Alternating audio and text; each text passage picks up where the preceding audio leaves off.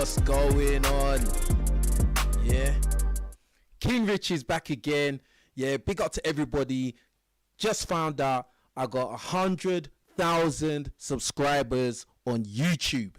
Yeah, 100,000 subscribers. 100,000 people decided to subscribe to my little YouTube channel, and I just want to do a big shout out to all of you lot watching, no matter where you are in the world, no matter who you are. Thank you from the bottom of my heart. It's much appreciated. It's been a very, very long road, right? And bruh, like, it's just amazing that I finally hit this milestone. I've been doing YouTube since I was in college. I was in college in America. I was in school. And I finally got to the point where, you know, I've got 100,000 subscribers, and it's actually crazy when you think about it, because, like, me personally, I can't even imagine 100,000 people. Like, even to imagine 100 people in one place is a lot of people, but 100,000 is crazy. And I've been getting lots of messages from a lot of you guys out there that watched my channel, and, you know, a lot of positivity has come my way, and I really, really appreciate all of it, everything. I really appreciate it humbly, man. I know a lot of people may have the perception of me of being like an arrogant a-hole type guy, you know, someone that is, you know, up my own backside, but I really am not. Like, I'm actually very, very grateful for every bit of help that I ever received from anybody, bro. Like, it means a lot, because at the end of the day, you don't have to help me, you don't have to support me. So the people that do, bro, I just really pray that God blesses you people. Every one of you that's ever hit the super chat, any one of you that's ever bought merch from me, everyone that's liked my videos, sent me any kind of positive encouragement, you know, especially in the dark times I've gone through, especially doing YouTube. I've had a lot of ups and downs. You know, I've had times where it's felt like the whole world has turned against me and turned on me. You know, I've had people that I don't even know in another country make videos to say horrible, mean things about me and my character and stuff like that. And a lot of people have still stuck with me through thick and thin. And to be honest, that's the true test of if somebody's really for you, is if they stick with you through the hard times. Yeah, and a lot of you guys, you stuck with me. And I actually remember a lot of you lot's usernames, even though there's 100,000 people subscribed, you know, people come in and out of live streams and videos and comments and all of that stuff. I do remember the people who are very consistent and regular. So I just want to say, I appreciate it from the bottom of my heart, man. And I don't never take nothing for granted. Like, as I said, it's been a journey of ups and downs, and like, I see you lot saying congratulations in the comments. Like, yeah, man, I appreciate it a lot, man, because it's not been easy. I started this YouTube thing in the end of 2016. So we're in 2026. So that's 10 years, bro. That's 10 years. And, like, do you know the funny thing is, there was points where I couldn't even imagine my channel ever getting that big, because, you know, especially at the beginning, you know, you post videos, you don't get no views, you get 1 view, 5 views, you know, and you're just like, well, at least somebody cared to watch my video. Do you get what I'm saying? Like, and with a lot of things in life, it's about consistency and, like, perseverance and resilience. Do you get what I'm saying? It's very cliche. I know a lot of people always say this stuff, you know, the self-help, you know, self-development people, these gurus and these life coaches, you know, they'll tell you, oh, yeah, just be confident, and, yeah, just work hard. And, bro, it's a hard process, bro. It's not an easy thing. Like, do you get what I'm saying? I've had many times where I felt like giving up and quitting and stuff like that. You know, and again, a lot of you guys out there, you've supported and you've come and said, man, don't quit, keep going, keep pushing. I've had a lot of time to think about, you know, yeah, like, even though on YouTube these days, in this current day and time, your subscriber count doesn't necessarily equate to how many views you get, because obviously you can see on my videos, some of my videos do really well, some of my videos they do alright, and some of my videos don't do as well, right? So it's 100, like, you know, your subscriber count does not necessarily equate to how many views you're gonna get. But to be honest, on a monthly, you know, month to month, I get quite a lot of views. Like, I'll spread across my channel. I have like over 1,000 videos. So like the accumulation of all the views that I get every month, I get a lot of views. Like, do you get what I'm saying? I've had months where I've got millions of views. Like, do you get what I'm saying? So I really appreciate everybody, man, for real. I even appreciate my haters, man. Even the people that hate on me as well. I really appreciate you guys, because you know, whether you like it or not, you're actually helping.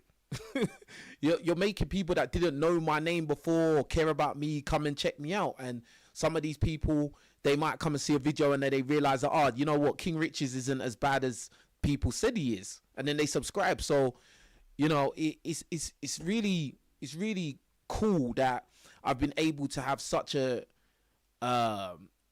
big reach, you know, worldwide. And it, bruh, it's amazing. I just want to look at something. I just want to see how many subscribers I've got currently. So currently I have 100,028 subscribers on my channel, bruh. It's crazy, bro. It's actually mad. It's actually mad. I remember when I was stuck at 30k, bro. I was stuck at 30k. Who remembers? Because I've been getting a lot of messages from people that have said that, you know what, I've been watching your videos, I've been supporting you from the beginning. You know, when you was at like 5k, 10k, like I was there, and I'm still supporting now. And like a big milestone I remember was when I got to 30k, 33, and it's like my channel wasn't growing anymore. It just stopped, bro. Like I had quite a good steady trajectory upward, but then, like, bro, I don't know what happened, but once I hit 30k, it just stopped. Like, do you know what I mean? And it was so frustrating, and I used to whine and complain about it and cry about it so much, bro. Like, and I think those are the times when I was doing videos with my boy Toby, and we was outside, and it just used to be so frustrating. And I think that a lot of people can relate to that feeling of, like, you know, you're working hard, you're really putting in effort into something, and, you know, it doesn't seem like anybody cares. It doesn't seem like you're ever gonna get what you feel is a justified reward or recognition or whatever. And yeah, like, it's just mad. Like, someone in the chat said YouTube plaque is coming now, my boy. Yeah, man. I would have liked to do this live stream with the plaque, but you know, it is where it is, man. I mean, anyone can go and look on my channel and you can see there's 100k subs there. So do you get what I'm saying? It's love, man. And today I'm gonna actually do a call-in show, and I'm gonna react to some things that we see here.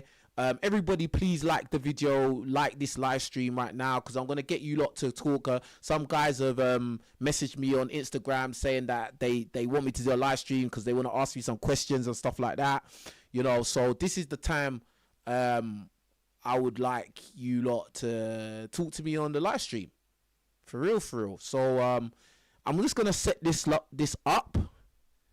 I'm gonna set this up so you lot can chat to me and that.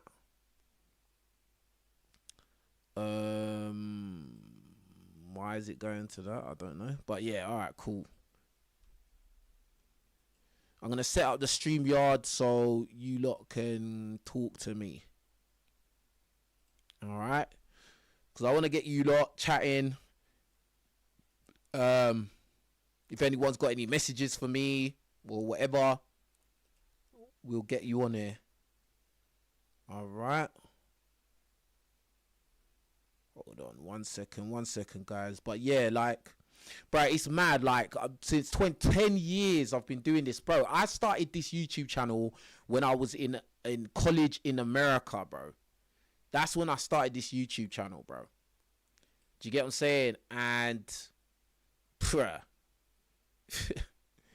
is actually crazy, bro. When I think about it, it's actually crazy that I'm here and I've managed to persevere and just managed to persevere, bro, and get through the hard times.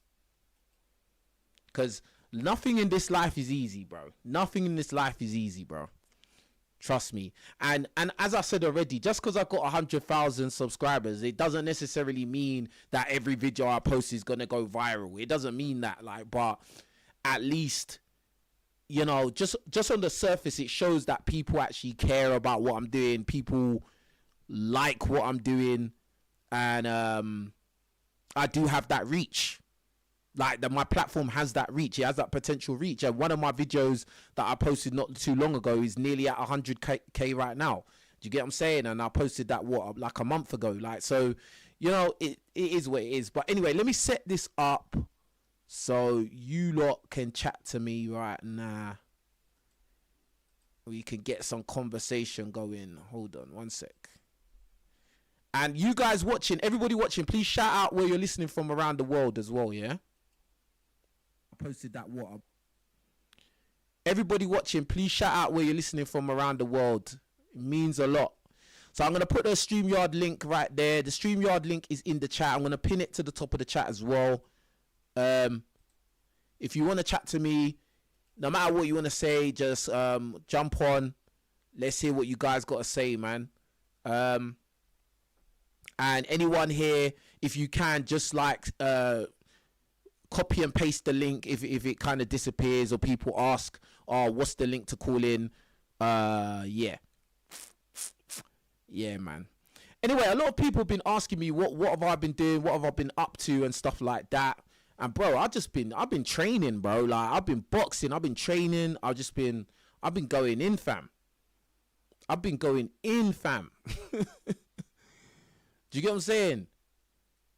I've been training hard with heavy weights, bro. If any of you that actually follow me on Instagram, you see the type of guys I'm training with, that I'm boxing with. There's no small guys, bro. There's no small guys at all. Yeah? Like, so, like, just know, when I say the things I say, I mean it. I'm not a pretender. I'm not a pretending guy, bro. Like, you get what I'm saying?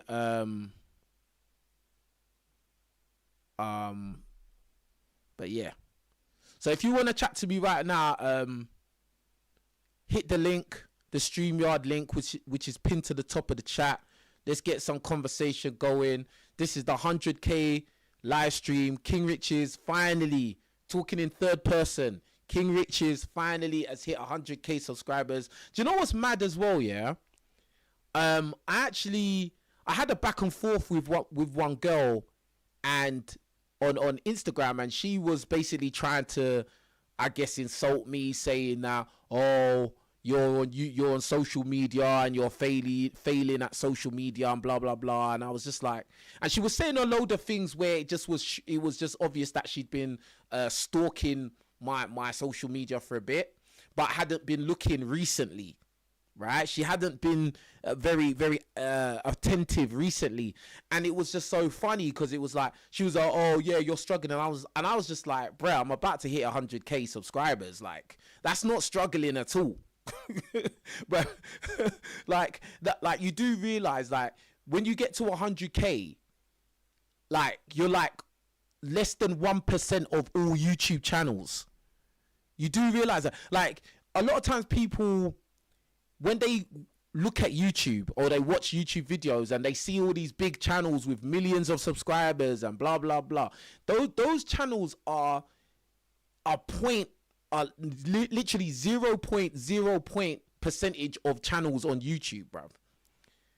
Just by having 100,000 subscribers on YouTube, you are less than 1%.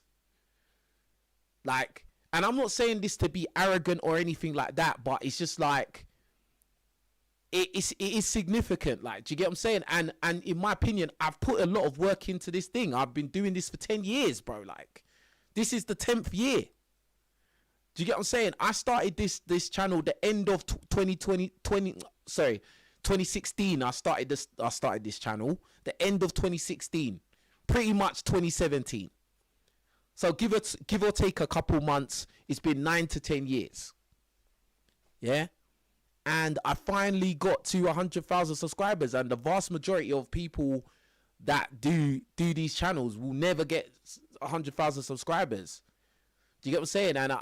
And for different reasons, but you know, God has blessed me, and I thank God, and again I say a big shout out and thanks and appreciation to all you lot watching, all of you lot that send positivity my way, and motivation and inspiration as well, because a lot of you people, you inspire me as well. Like, you don't even know, I get a lot of messages from you guys out there telling me you lot stories, your life stories, the things you've been through. Even I read all the comments, and this, you know what's one thing about me, yeah, if you've noticed, I read all the comments, bro.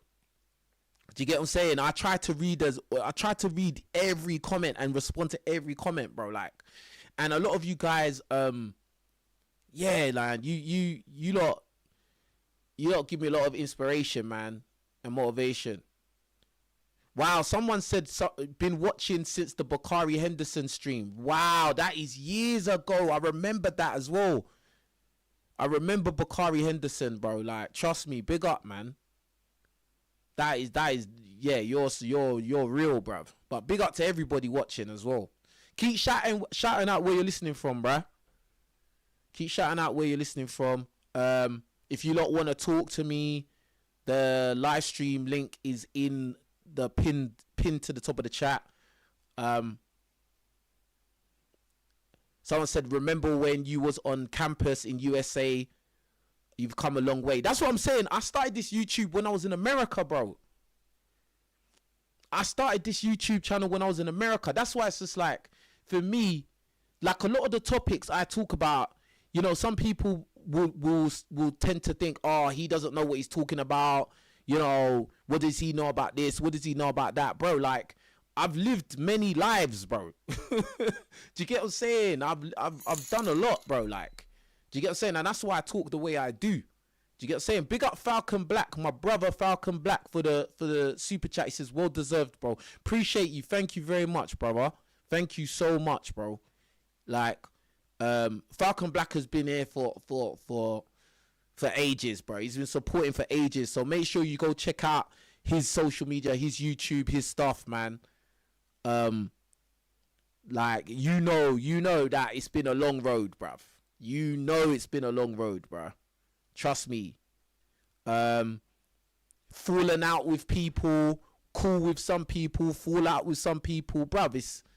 It's mad, bro. Like, do you get what I'm saying? The ups and downs, bro. Like I had one of the most successful podcasts in London, in the UK, bro. I think if not the most successful podcast, UK host, UK podcast, mine was number one, bro. Like, when I was doing my podcast, yeah, King Rich's podcast, everyone was watching it, fam. Do you get what I'm saying? Like, bruh, like, and then obviously the fallout after that, you know, because some people decided to say stupid things that they're not qualified to say, and then, you know, me trying to be, you know, a good person, you know, I got backlash on the back of that, and then people didn't like me after that, and, you know, all these kind of things, like ups and downs, you know, falling out, personal relationships, going down the toilet, you know, all these kind of things, man. And, you know, I honestly believe that, like, in life, yeah, you're gonna get tested, yeah, you're gonna get tested, you're gonna go through periods that are dark, bro, like, and it really is your choice how you deal with life. Like, it's either you're gonna let life overwhelm you, overtake you and crush you, or you're just gonna have to bite down on your gum shield, bite down on the gum shield, bro, on your mouth guard, and just keep fighting, bro. And like, for me, I know I'm a fighter. Everybody in my personal life knows that I'm a fighter. Everybody that knows me in real life knows I'm a fighter. I'm not no victim. And no matter what life throws at me, I'm gonna get through it. Like, do you get what I'm saying? Like, and that's just it. That's just the way it has to be, bro. Like, there's no like running away. Do you get what I'm saying? There's no running away. All right, so we got somebody here. Let's see what he's got to say. Hello. Hello. Yo. Hello. Yo, what's up, man? Congratulations. Yeah, appreciate you, bro. Appreciate you. Yeah, man. It's good to see that you got 100K subscribers because I've been watching you for years. Yeah. And I remember when you only had like 30K, 35K, and then now all of a sudden you've gone up all the way up. You've been very consistent, you know, no matter what, you know, even through times where, you know, sometimes maybe you weren't getting as much views as you should, you know, but you kept pushing through. And I've steadily watched your channel. You know, the views are going up. You're getting a lot more views. So from now, you know, you're gonna hit 200K very quickly as well, 100%. Hey, I hope so, man. And as I said, like, this is the thing, like, because I got to a point where I realized with this YouTube thing, like, your subscribers don't necessarily equate to your views, innit? Yeah, but at the same time, it is heartwarming to know that people could even be bothered to subscribe and, you know, build my platform to that point. Do you get what I'm saying? Because I was literally in the car and I was just like, I Googled, like, what is the percentage of channels that reach 100K, and it was like less than 1%. And I was like, raw, like, do you get what I'm saying? So, because it goes back to what you said about, I remember when you was on 35K. I remember I was stuck on that for ages, bro. I was stuck on that for like a year. Do you get what I'm saying? Like, I was stuck at 35K for like a year, and it was just like, what is going on? And yeah, and yeah, all these other things and stuff like that. But yeah, man. But anyway, what else do you want to say, bro? Yeah, man. I just think you know, the videos you're making are quite good. You know, it's definitely eye-opening, especially with like the recent stuff that you've been doing. You know, talking about, you know, like people on TikTok, you know, the race stuff and all of that, and women, and it's very accurate. You have a lot of experience and real life experience that can help a lot of people, you know, and get them to where they need to be. You've given a lot of people good advice as well in the past, in terms of, I think you're good. You have a good life setup. You know, you have, you know, you're in a good position. You know, like people can look up to you, like especially if they want to date women. I think you're a good example because you have your stuff together. You know, you've got stuff that is needed in order to date a woman. And you've always advised men to get their stuff together rather than just to go out and waste time, you know, so that's very good. Yeah, man, nah. Because you know what's mad, yeah? I saw some video on Instagram and it was a black boy and he was talking about how a lot of guys end up going broke because they're with a girl that is demanding them to spend money. And, you know, typically what you see in the comment section underneath videos like that is a load of women coming out saying, yeah, if you ain't got your money, you shouldn't be dating. And women, stop dating broke guys that can't look after you and all this. And I'm just like, bro, it gets to a point where it's just like, I've seen so much of this garbage for so long. And it's like, bro, all guys out there, please just worry about yourselves, bro. Do you get what I'm saying? Just worry about yourselves. Make sure your life is patterned, bro. Don't worry about what no women say. Oh, if you don't have this, you don't have that. Just be selfish and think about you, bro. Yeah? And then when you actually come across a woman who is a helpmate, you see, this is the thing. Like, people say helpmate and they don't really deep it. Like, a helpmate is not gonna say you need to make 100K a year. Do you get what I'm saying? Like, a helpmate is never going to say something like that. A helpmate is not going to say, oh, you don't drive a car that is new enough. A helpmate is not going to judge you based on, oh, you're not tall enough. Do you get what I'm saying? Like, bruh, like the kind of women that are helpmates don't think about these kind of things. Do you get what I'm saying? A helpmate is going to care about the content of your character. Who are you? Does she actually care about you? Would she go out of her way for you? Would she put herself in an uncomfortable situation for you? Would she get out of bed when she's sleeping because you need her to do something? Would she get out of bed to do it? Exactly. See, this is the thing. This is the thing. Like, we argue with these type of women who are not not helpmates, bro. All these women that talk all this money stuff and you've got to be 7'2" and all of this, bro. They're not helpmates, bro. Yeah, They're not, bro. That's why now it's like I've become desensitized to this. That's why now I don't even really care about them because I know they're trash.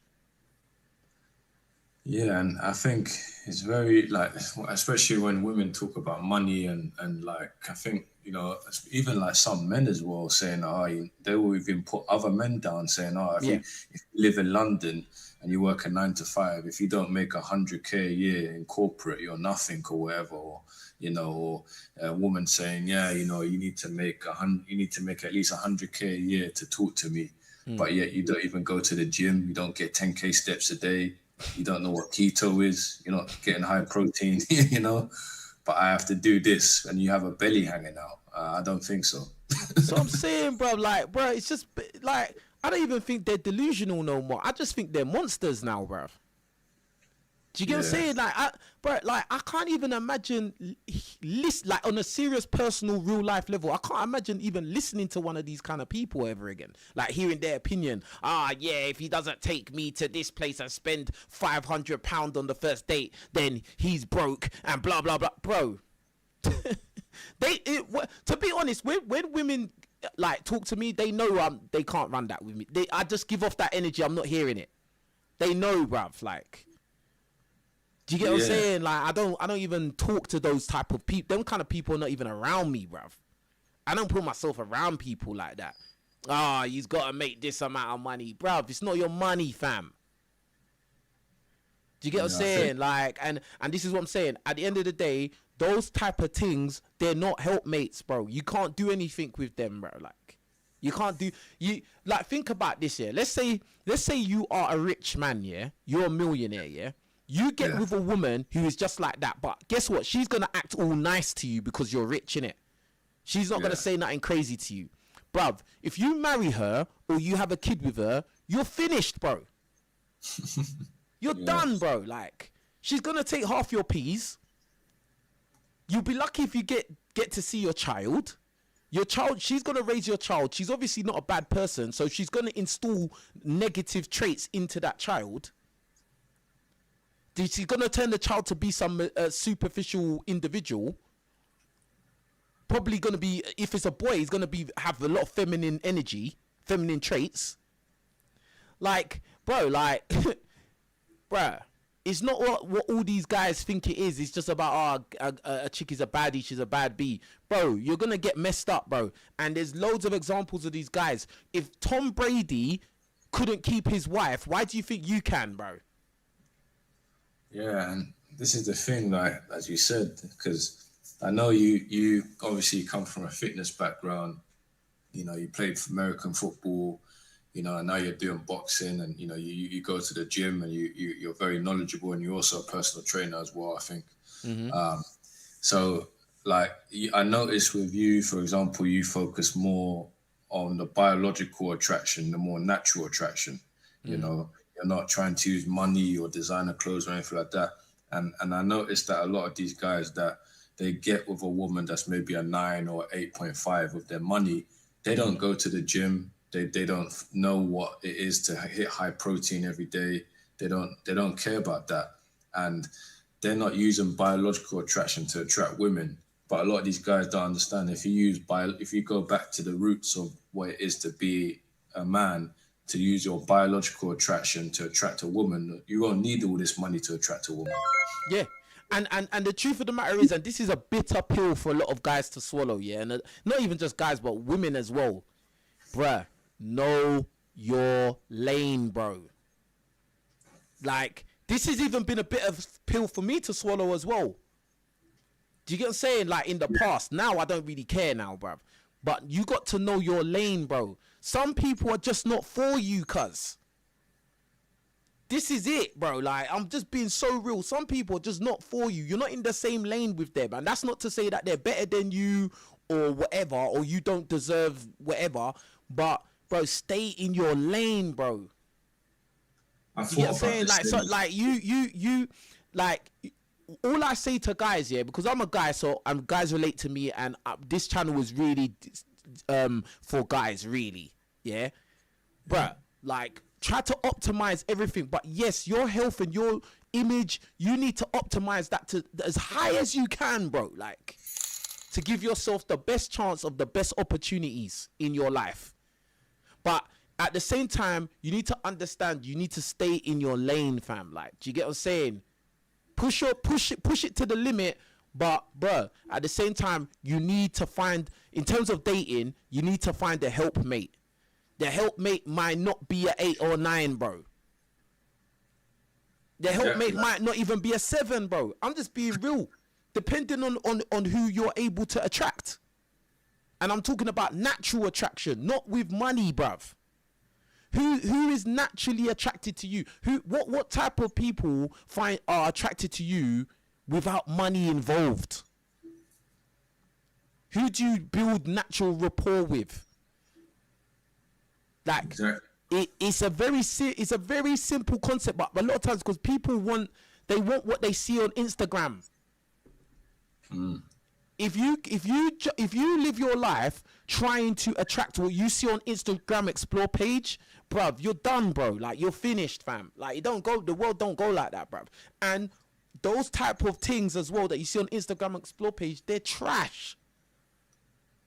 Most of those things that you see on Instagram Explore page, they're doing OF. 99% of them are doing OF, or they're selling box. Yeah. But you're looking at them like, oh, she's so buff, she's so banging, she's so hot, she's so this, she's so that. I'm only gonna get with a girl like that, bro. Like, fam, she's trash anyway, bro. And I've said this before on other streams. Most women who are above a 7 out of 10 are trash. I would say 99% of them, bro. Yes, absolutely. The one with the big chest and the big back and the small waist and the pretty face. A lot of them girls with that really pretty face, a lot of them are, bro, they're dark inside. Darkness, bro. Like, they look pretty on the outside, bro, but inside there's nothing going on. They don't care about nothing, bro. They don't care if you live or you pass away, bro. I'm just being real. And these days I'm starting to be able to see it in their eyes now. Like, bruh, be careful, fam. You chasing baddies, it can get you into serious trouble, bruv. Yeah, because the eyes are the windows to the soul, and I feel like a lot of guys, including myself, have been victim of this. They don't understand what planet they come from. You know, like, you're talking to girls that are not from the same planet as you. You know, if they're not from the same planet as you, like, let's say you're from Mars and you're talking to a girl from Venus. You know, the girl from Venus might look good, but because they're not from Mars, they're not going to be able to breathe on your planet. So when you try to talk to them, it just doesn't work. Guys are going outside of their planet to another planet or even universe to try and attract a woman, where you should stay in your own lane, as you said, your own lane. Yeah, absolutely. And big up to Icy for the super chat. He says, I'm so happy working a 12-hour shift keeps me busy. Big up to Icy. Get that money, my brother. And big up to Rachel in the super chat for the super chat. Congratulations on reaching 100k subscribers, King Riches. Everyone hit the super chat. This is a big milestone. I appreciate it. Thank you so much, Rachel. Big. That's huge, man. But yeah, like, and what you're saying is so true. It's just like, but all these girls, these women that you see, the pretty ones with the BBLs, and then they're saying, oh, a guy has to buy me a bust down chain, and he has to take me on trips, and he has to take me to 5-star restaurants, and this, that. Bro, they're not good for any guy. I'll say it like that. They're not good for any guy. Whether you could be a billionaire, they're not good for you. Because guess what? Those millionaires, they get divorced and they get their money taken every day, B. So how many times you seen NFL players, NBA players, Premier League footballers, you know, and then the next thing they was with some girl, then the next thing the girl either accuses them of doing something, or the woman just divorce or sign, trying to take the money, but the man put the money in his mum's name, so she can't get the money. Then she tries to run back and say, oh, let's get back together. Bro, stay in your lane, fam. Absolutely, man. Like, you have to, like, I feel like a lot of it is just the lust as well, men. I think, like, honestly, because I know you talk about the gym, I think, like, because right now this year I've just been addicted to the gym, just focusing on the gym, saving my money. Like the gym is where it starts. A lot of guys then they haven't even built their physique properly and they're out of shape. Like if they got in shape and just focus on that, and then maybe they got a few new pictures, they would attract a woman that will naturally find them attractive. But they're trying to attract women when you haven't even got in shape and you're just relying on fancy clothes and maybe a car that you're financing that you can't afford. That's what I'm saying. I don't do none of them things. I don't have no Dior, none of that rubbish. No LV. I don't have none of that stuff. And guess what? I've always been able to attract girls, bro. Yeah. Do you get what I'm saying? I've never gone, and the only thing that you see me with, I've got a chain and a bracelet. That's about it, bro. Yeah. Everything else is calm, plain. Normal t-shirt, jeans. That's it. Cap. That's it. I've always been able to attract girls since I was 13 years old, bruv. And when I first got in the game, I didn't have money to buy these things anyway. So all these, like, it makes me laugh when, like, guys, they go out their way to buy drip. Oh, I got to buy all this. You're wasting your money, bro. Put in something that actually makes sense. Like, exactly. These guys should spend maybe money on food and food that will get them in shape. Yeah, or just like invest it in yourself, like seriously, or start a business or do something.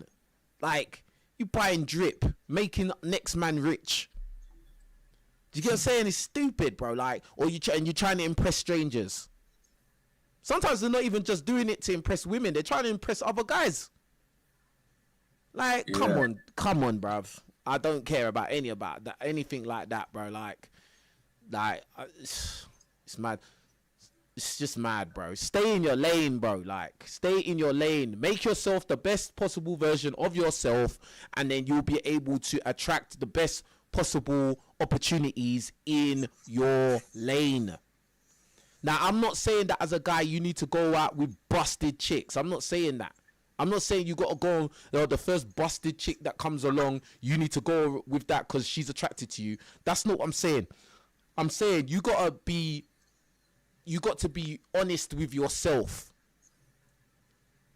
What kind of women take interest in you? Like, what kind of women do you easily have conversations with, and it's not no weird energy, and she's actually potentially somebody who will be there for you in dark times, in low points. Because that's what it really boils down to in the end of the day, bro. It's not about how big her backside is, bro. Because that's not going to be there for you when you're sick. Do you get what I'm saying? Like, that's a real thing. Guys are only thinking with their willy, bro. That big backside chick. That girl with the big rack. That girl with the really pretty face. She's not going to be there for you when you're sick. When you're broken, when you're hurt. She ain't going to be there. Because those kind of things, they're Jezebels, bro. Like, I'm just being honest, fam. Like, they're just there. Like, and the thing is, it's a thing where if you're a guy that can understand that, then yeah, you can have your fun with them. But there's a lot of guys that are going to fall in love with a Jezebel, bro. We've all done it, fam. You get what I'm saying? Every guy I know that's had listen, let me say this thing, because some of you guys, you may not really experience this thing. Yeah? But every guy I know that's had a load of women come through in their life, and good looking women, and etc., they've always caught feelings for at least one Jezebel in their life, bro.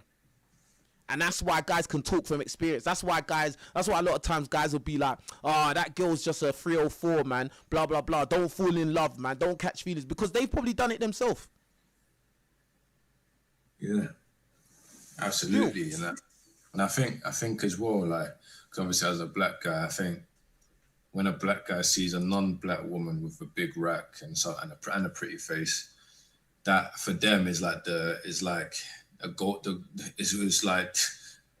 dream woman. So like when they talk to a woman like that, it triggers something inside of them, and I've been guilty of this. And they end up turning into a simp and end up somewhat worshipping that woman and letting that woman destroy their life. Like you see a lot of the NFL players, the basketball players, because let's be honest, they're you know, a lot of the black guys on there.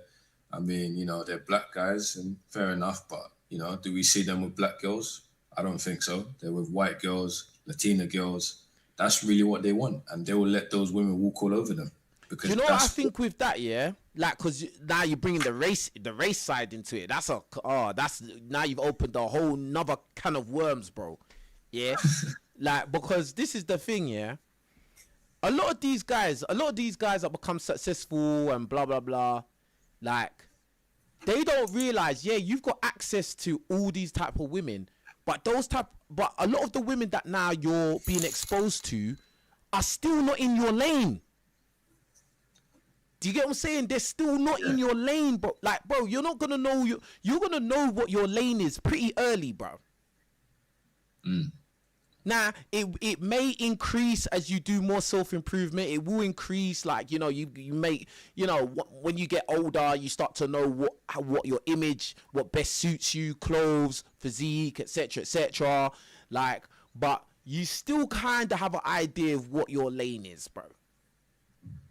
Again, I'm not telling you guys to go, you have to be with ugly things. I'm not saying that.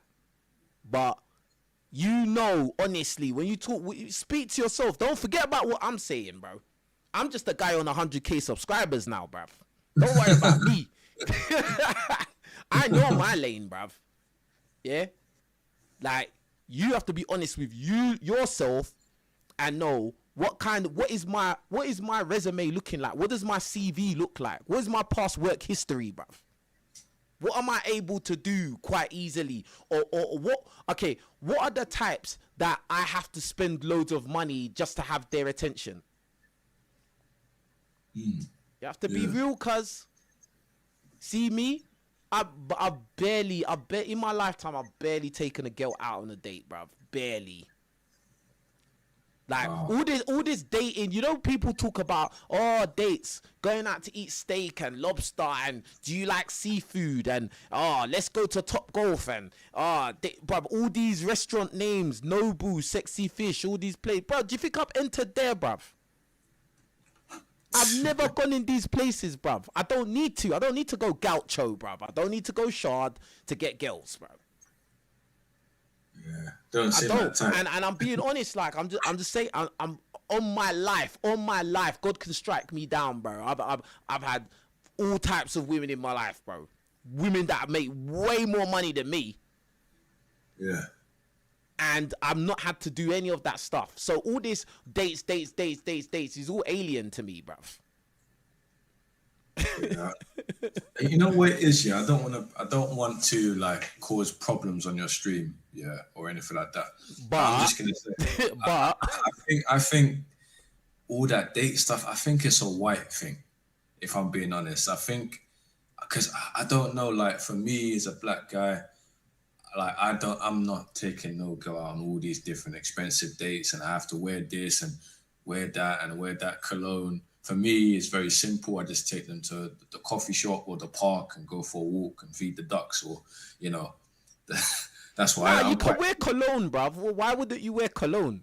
No, I mean, like, because I used to watch some like American white dating coaches, and they would tell me I need to do like 50 things before I go on a date, and I'm just like, what the hell is this? Bruv, you see, white guys and black guys, we're playing two different games when it comes to dating, bro. It's two different games, bro. Like, as a black man, you shouldn't really be taking dating advice from a white man. I'm just keeping it real, bro. White men can get dating advice from black guys, though.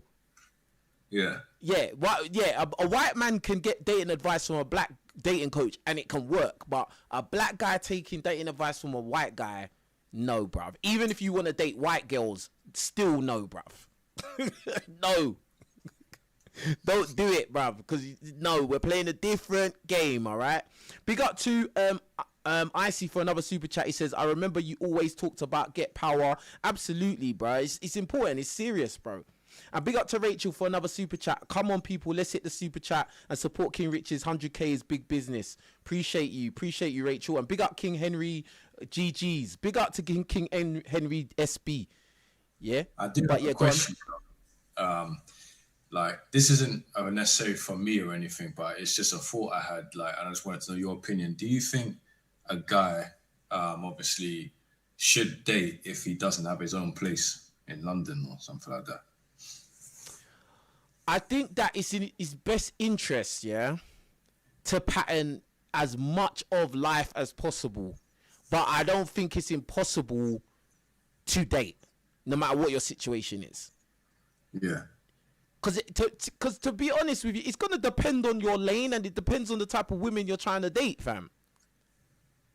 Because there's some women that, bro, you could be living with people, with family or whatever, or roommates or whatever, and some women are not going to care, bro. As long as, like, you're actually trying to do something with your life, you're not just a bum. Like, some women are just going to be like, well, okay, this is your situation right now, but as long as you've got a plan of what you're doing, and she can see that you're actually trying to do something, you're not just comfortable being a bum or whatever, then, you know, they'll rock with you, bro. Trust me, bro. Trust me, bruv. That's true, man. You have to. You get what I'm saying? Now, a lot of the issue comes with, again, these type of leech, gold digger, Jezebel people that they come out online or in real life and they're saying, oh, the man is doesn't deserve any box because he ain't got this, he ain't got that. Bro, shut your mouth, bruv. Your box ain't worth nothing, fam. Do you get what I'm saying? It ain't worth nothing, bro. And those kind of people with that kind of attitude, they're always single, bruv. They have all these expectations and all these requirements, and the funny thing you always notice, the running theme is that they're always single, bro. Always. So, like, all those talking points, you should just ignore them and get on with what you need to do. Because really and truly, even if you got your own place, there'll be something else they're going to complain about, bruv. There's going to be something else because they're Jezebel. So there's going to be something else they're going to, it's either, oh, you ain't got your place. Oh, okay, you got your place. Oh, but you ain't got a car. Oh, you got a car. Oh, you ain't got the newest car. You got the newest car. Oh, you don't take them out enough because you work too much. Oh, now you spend time, you spend more time with them. Oh, I want a man that's more masculine and he's doing other things. You know, oh, this, that. There's always something, because those are not helpmates, bro. Everybody needs to just get this understanding. Anytime you hear any of these types of things, and they're talking about a man has to make X amount of money, he has to be, you know, taller than average, he has to be extremely tall, or, you know, he has to have a massive willy, he has to have a, you know, King Kong willy, or anything crazy like that, you just know she's trash. You know she is, bro. Like, that's it. Because a self-respecting, down to earth, good woman is not gonna say stuff like that, especially not out into the public domain like that. Because it's embarrassing. Absolutely, and you're right. You know, like I think it's about knowing yourself as well, knowing what you want to do. You know, the general trajectory of where your life is going. I feel like because you obviously have your own sense of identity and your own personal brand, that helps you out a lot because you know what you want to do. You have something, you have like your own destiny, your own purpose. Like I feel like you feel like you're on a mission, and I do feel like maybe you been given a mission by God.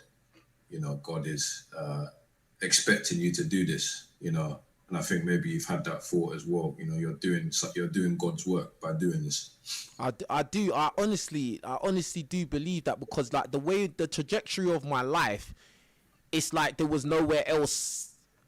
Like, I don't know. It's weird, but it's just like there was nowhere else it was gonna go. Like, I've tried different things in life. I've gone different avenues in life, and it's just like, nah, you're going this way, bruv, whether you like it or not. Do you get what I'm saying? Whether it looks easy or it looks difficult or it looks like it's working or it looks like it's not working, you keep going that way. Because as I said, even with this YouTube thing, like I've had times where I've wanted to quit because I just feel like, nah, I'm not getting the push. The algorithm hates me. Like, nothing's working. I don't get support. Then, you know, I've had times where it's like all these other YouTubers, you know, they're saying horrible things about me, people that don't even know me. And then it seems like a lot of people are agreeing with them. And, you know, it's mad. And then, you know, sometimes even though you get a lot of support, you tend to focus on the negative comments, the negative, the haters. Even though they're the minority, you focus on them and you listen to or read what they're saying, and then that makes you more like upset. Do you get what I'm saying? And it's just like, even with all that, it's like there's always periods where everything kind of just explodes in the right direction. Do you get what I'm saying? So it's like, bro, like, yeah, you're meant to just stay consistent and like basically don't like compare yourself or start envying other people, because at the same time sometimes it looks like other people are doing better than you, but you don't know what's going on in their personal life, bro. Like, do you get what I'm saying? Like things that you're not going through, that they could be going through, that is, you know, is hurting them and causing more pain to them than anything. Do you get what I'm saying? So it's a real thing. But big up to Daniel for the super chat. He says, salute King and congrats on hitting 100k. Appreciate you, Daniel. Daniel's been a consistent support on my channel for a long time, bro. Like, so big up to Daniel every single time. Big up to Omar. He says, a salute to King and the room. Congrats on 100k, King. Appreciate you, Omar, man. Always supporting as well, man. Big up to Omar, man. But yeah, bro, what else did you want to say? Yeah, man. I just wanted to say, like, yeah, like I can definitely see now that you've hit 100k. I think, you know, you're gonna the subscribers will go up a lot more now. You know, I think it's gonna be a lot faster for you to hit like 120k and 200. I could definitely see you hitting more than that as well. I think by the end of this year, it could be 200k. You know, it's very possible. There's a lot of There's a lot of, you know, different types of stuff you can do with your channel. You know, there's a lot more opportunities now for you. And you know, I feel like now, because I've gone over 100k, like if I speak to certain people, they'll like that do social media, they'll take me more seriously as well. Like, whereas if I'm saying, I'm on 93 or 82 or something, like, yeah, I've hit over 100k. Like, I'm consistent. I put the work in. Do you get what I'm saying? Like, so, you know, God willing. But, or even if it's just a thing of I just keep pushing by myself, I don't mind that. Like, do you get what I'm saying, Carl? Because sometimes in this life, sometimes it's good to just rely on you. Do you get what I'm saying? And get your stuff done, and then, you know, you don't get thrown in the box. If somebody else close to you does something crazy, then you get thrown in the blender with them. Do you get what I'm saying? Like, and I've experienced that, as everybody knows. I've experienced that to a higher degree. Do you get what I'm saying? So, yeah, man. But yeah, is that all you wanted to say, bro? Yeah, I've basically got, so basically I'm on a diet, but I've got this chicken breast coated in cornflakes that I'm ready to eat. Say no more. I appreciate everything, and I wish you the best, and God bless. Hope you have a good dinner and all of that. I've had my dinner already, man. Chicken and salad, bro. What do you mean? Oh, okay. Oh, I'm having my chicken as well. Yeah, man's you get me? Man's on a fighter's diet, bro. Like, trust me. Yeah. Okay. Yeah, man. But yeah, I appreciate you, man. I'll talk to you soon. Talk to you another time, yeah? All right, man. Yeah, take care. All right, take care. God bless, bro. Senator, what's going on? Yeah, what's good? Can you hear me? Yeah, can hear you loud and clear, bro. What's going on? Man, congratulations on the 100k subscribers, man. I appreciate you, man. You've been here. You've been rocking with me for a long time, bro. So you's there from the beginning, bro. Pretty much right from the start, when you had that smiling, that smiling photo with the big chest still. So that's how long it's been. It's how long it's been. But hey, it was before the perfect smile, bruv. But you've been around before the teeth got fixed, bruv. Trust me. Yeah, but what I will say is like, yeah, you're doing well. And regarding, like, I know what you said previously regarding if you should just do it by yourself or collab with other people. Like, obviously, I've tried to encourage you to like collab with other people when you can, because, you know, I send you some people that I think you could collab with. I'll just say, you know what, in the end of the day, yeah, if you got to 100k by yourself, like, just keep doing what you're doing. Like, don't.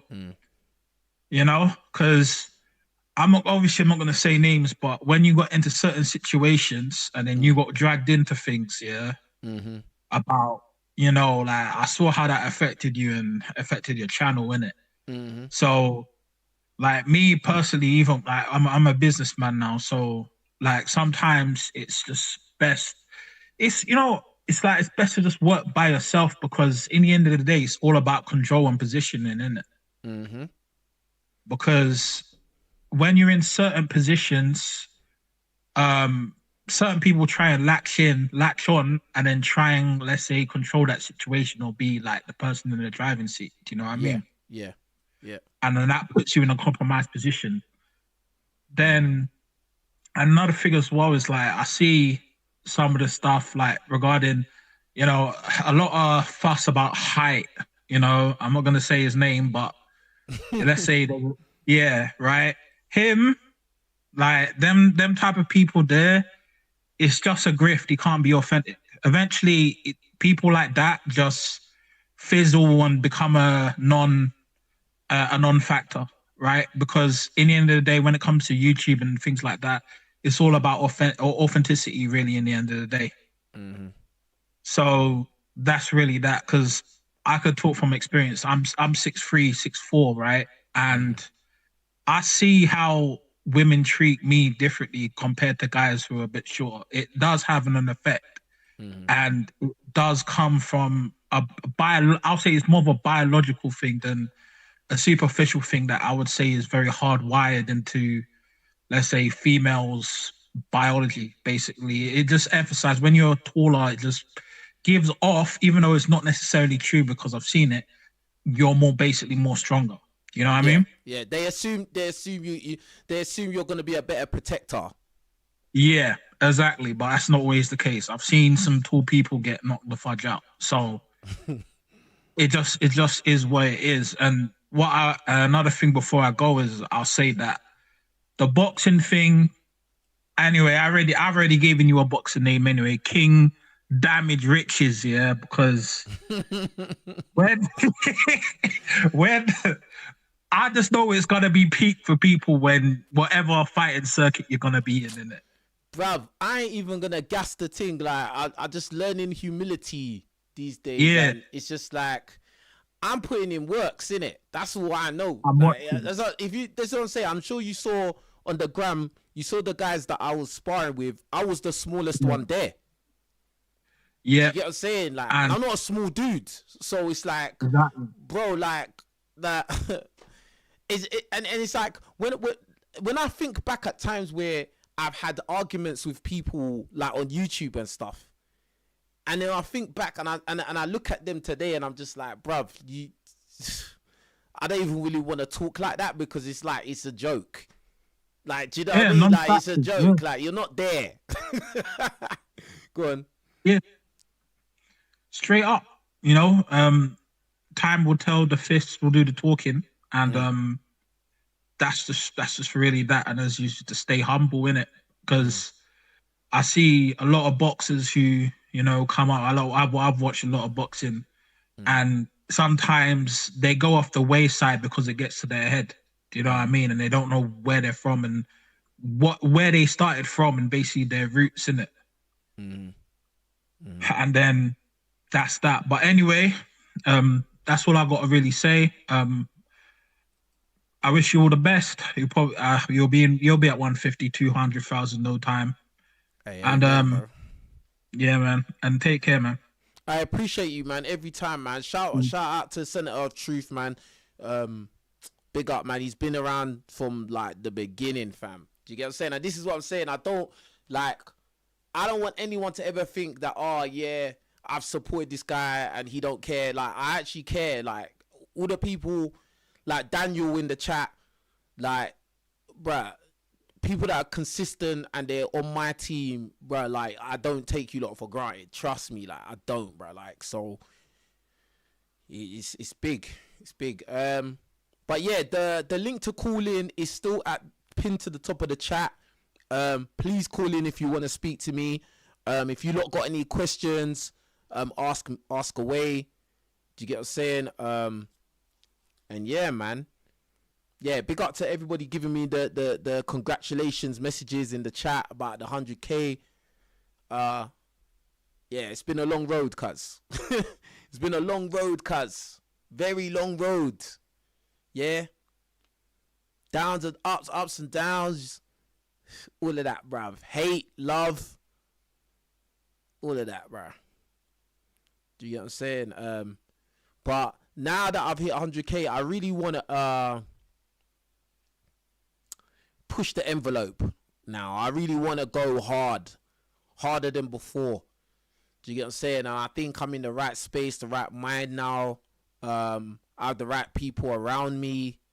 I don't have any distractions anymore, like, because I've got the right people around me, so I don't have no distractions trying to do things that I don't need to be doing or going places where I don't need to be.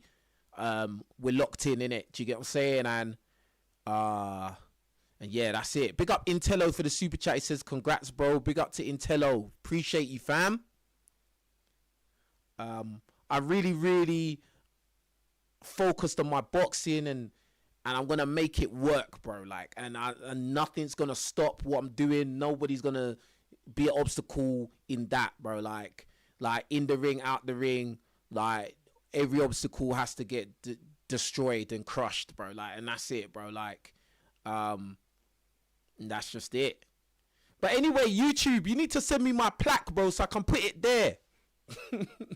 I need to put my plaque next to my trophies, bruv. What the hell? I don't know why YouTube ain't sent me my plaque yet. You know what I'm saying? Someone said, I think you arguing with the white guy got you to 100K. Oh, definitely. That video there, boy. That video there tip the scale, bruv. Tip the scale, bruv. But guess what? That video now has got limited ads. YouTube, I guess, said that it wasn't advertiser friendly, or some advertise not good for some advertisers, which I don't understand why. I just think that's a liberty by YouTube for doing that, bro, to be honest. Like, cause that I'm a black man talking on behalf of black people, having a debate with a white guy who is obviously racist. But they didn't demonetize it, but they put limited ads on it, which is basically it's not gonna get no ads. Yeah, like I just think that is some fake stuff going on. Hey, what's going on, bruv? Yo. What's going? Hey, shout yourself out then. Come on, man. It's Poku Banks, baby. It's Poku Banks, baby. What's going on? Congrats on 100K, man. Before you start, yeah.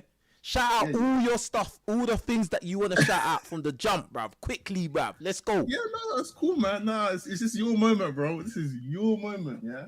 I'm trying. What are you telling me, man? Yeah, it's good to see. I'm just here, man. It's working as usual, man, on the markets and that. But yeah, bro, 100K. Come on. King Bruv. Riches. Yes. I like that. Yes. Hey, big up Poku Banks. Hey, a lot of you know who Poku Banks is already, bruv. Yeah? Yeah. Personality, you get me? Yeah? I try, financial advisor. Yeah. I try, man. I try. Get me? Tell them about yourself, bro. Like, tell them where if you got something you want a plug, go through. No, it's just, obviously I'm in the markets, helping people develop multiple sources of income through the markets, trading and whatnot. Right now with the war going on, gold's going crazy, Bitcoin's going crazy, oil was going crazy. So it's just multiple opportunities, just to make a little pence, a little change. So yeah. Trust me. And listen, do you know why? Do you know why I'm so happy Poku's here? Because Poku was here from the early days, rude boy. From the early days, bro. Like 2017, 2018. Yeah, because I got back to England 2017, and then it must have been like 2018. We first met up, and then did a video with you. Yeah. Around them times. And Poku, you know what it's like. So tell us about your social media journey, because Poku. But bare people know Poku Banks, Yeah, social media journey. I mean, one thing I'll talk about is align yourself. So I became big because I aligned myself at the right time. I jumped on TikTok when it was a dancing app. So there was a time, early 2020, if you was on TikTok, it was like, oh, why are you on that app? Isn't that for dancing? So you see how there's bull runs in life. So a bull run is when things are progressively getting better and better every day. So the chart is just bullish. Things are going up. I jumped on TikTok at a time where I was growing with the platform. So as I started creating videos on the platform started growing in popularity, and short form content became a thing.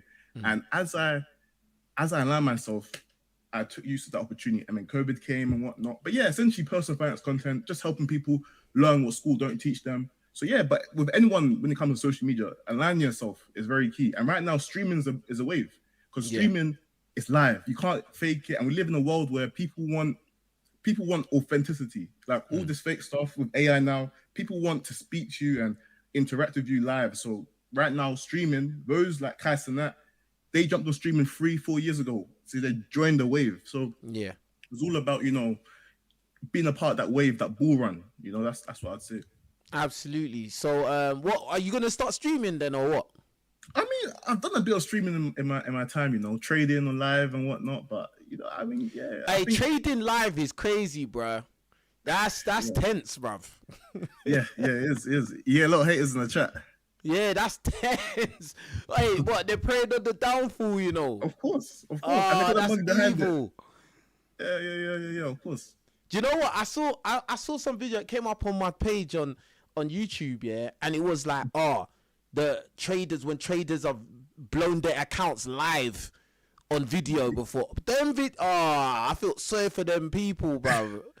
Because they got big following in it, and then it's like, it's gonna go up, man. Hey, chat, it's gonna go up. Don't worry, bruv. That thing just tanks, bro.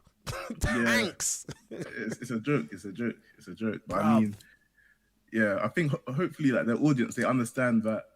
This is just a portion. It's not the full amount, but it can be.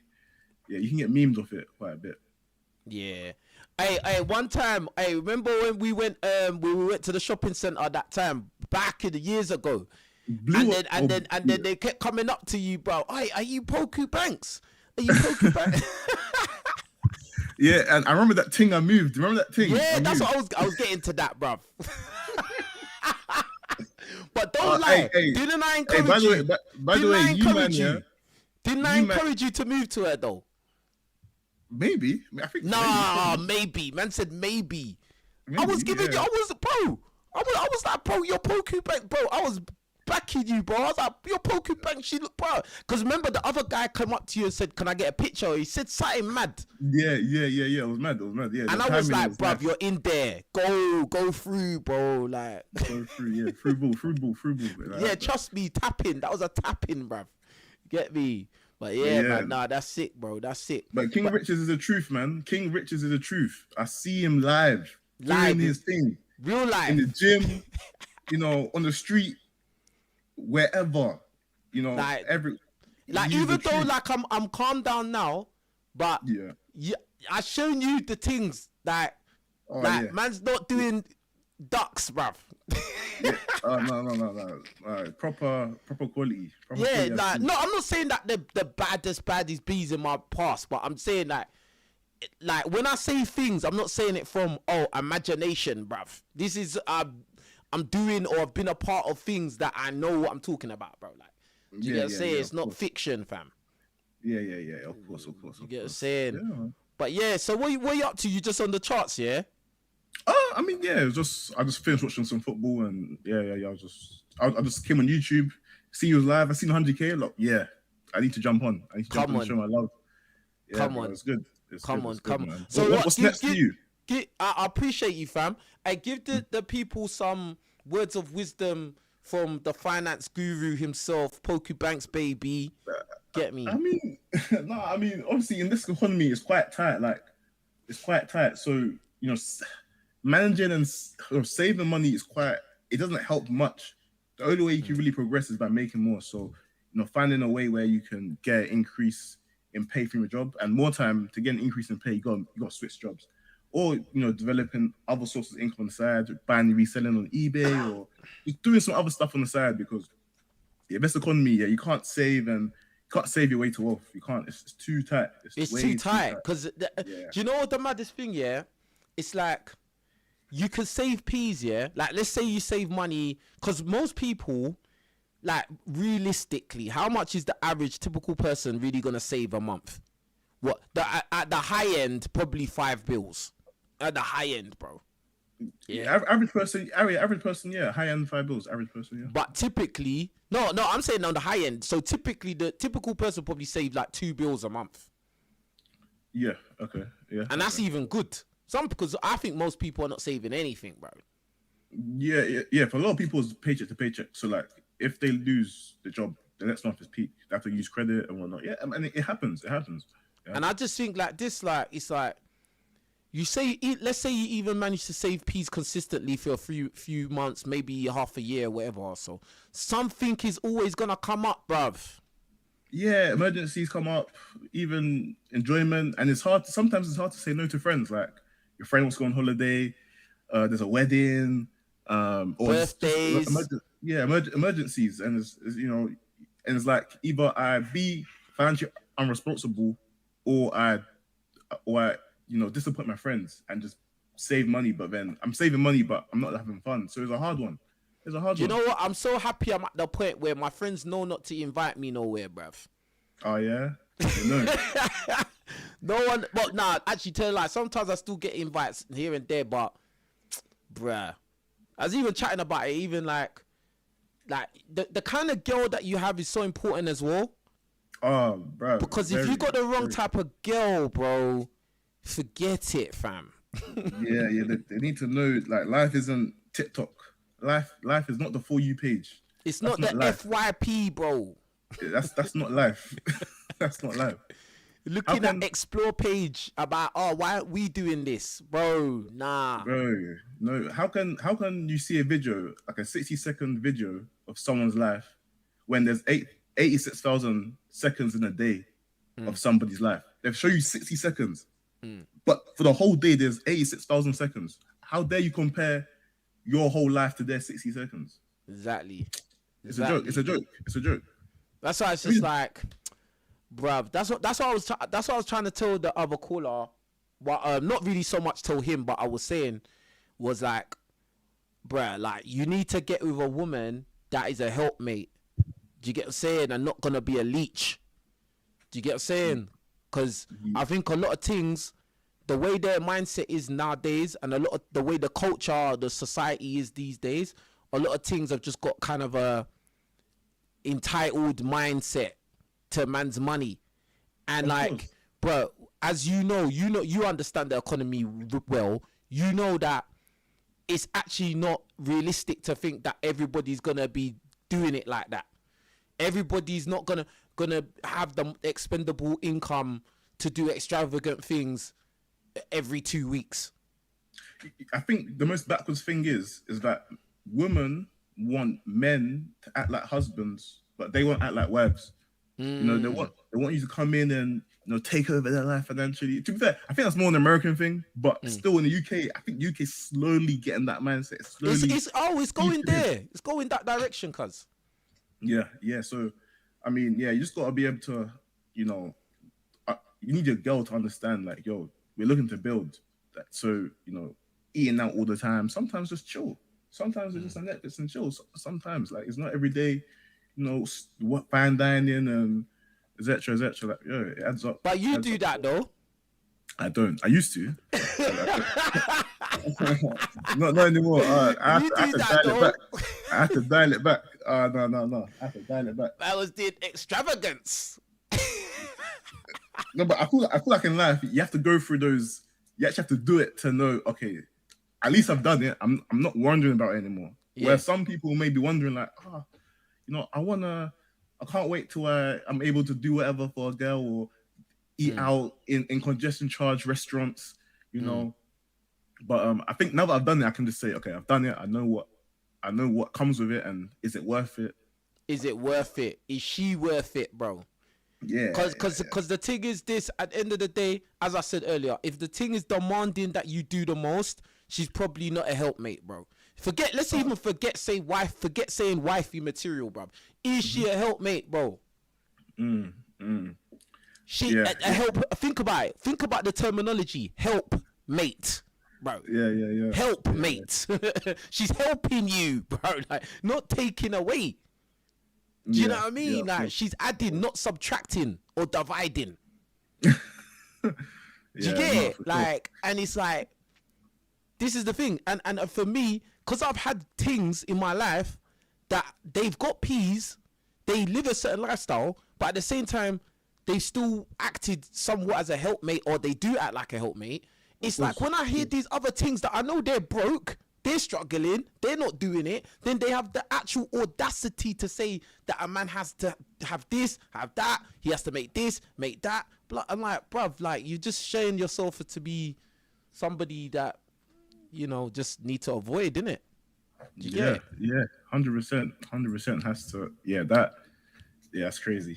No, it has to be avoided because it's just not. It's not useful. And I feel like we're growing, and it's like you're testing my intelligence. Like, how dare you think you can, you know, like I've been in this game. Like I'm a veteran. How dare you? See, it's only like guys that ain't really had things, yeah. They ain't had chicks, yeah. They ain't had women. They get caught up in that them stories, innit? Because they don't really understand that, oh, you can actually get things without splashing cash at them, bro. They don't understand that, so they just think, oh, lead with the wallet. Then there is actually a lot of guys out there online who maybe they got the bag already, and so they encourage guys to go, oh, get your money up, get your paper crazy, and then you can buy this whip, and then you can step out of a lamb, and then all the huzz is on you, bro. Okay, cool. If it's a thing of you just want a wham bam quick thing with them, cool. But for longevity, you're actually making yourself a target, bruv. That's all you're doing, fam. Yeah, for sure. And so, it's scary if you don't find the one early. Well, I wouldn't say early, but if you don't find them before, you know, the peas fully come in. Yeah, because like, think about this: if you're a rich and famous guy, yeah, you're not gonna know if the woman's a helpmate until like you're already locked in, because they're good actors, bruv. Yeah. I think what they're doing, they're just investing. They're treating us like stocks. Like, you know, they find the right man. Some will stay down till they come up and they invest well, and well done. You should reap off the benefits. But others, they buy when the stock is high. But when things die down, maybe if you're a sports guy or athlete guy, you retire. That's when the issues come, and you notice it. A lot of divorces come after the career. Tom Brady was the quarterback. He won the Super Bowl loads of times, bro. Rich, famous, tall, white guy. He couldn't keep his wife. Yeah, he gave her kids. He gave her everything. She ran off with the PT, bro. What do you mean, cuz? Yeah, no. If that's happened to Tom Brady, then it's kind of messed for everybody, man. But that's why Scottie Pippen, he was playing basketball with Michael Jordan, bruv. He's tall, he's rich, he's famous, bro. Gave her kids, gave her everything. Now she's running around sleeping with rappers, bro. Bruh, this is what I'm saying, cuz. Yeah, no, it's a joke. You need it's a dark. This game is not. It's not for the faint-hearted, bro. Because you can get got easily if you just go in there thinking, oh yeah, she wouldn't do it to me. My game is tight. I got all this money and blah, bruh. Alright then. Alright then. You get me? But bro, let me get to the other callers, man. We got a few people waiting now. Yeah, no, my bad. Alright, cool. But I'ma see you. I'll see you, bro. Take care, fam. I'll see you soon. No. Alright. Emmanuel.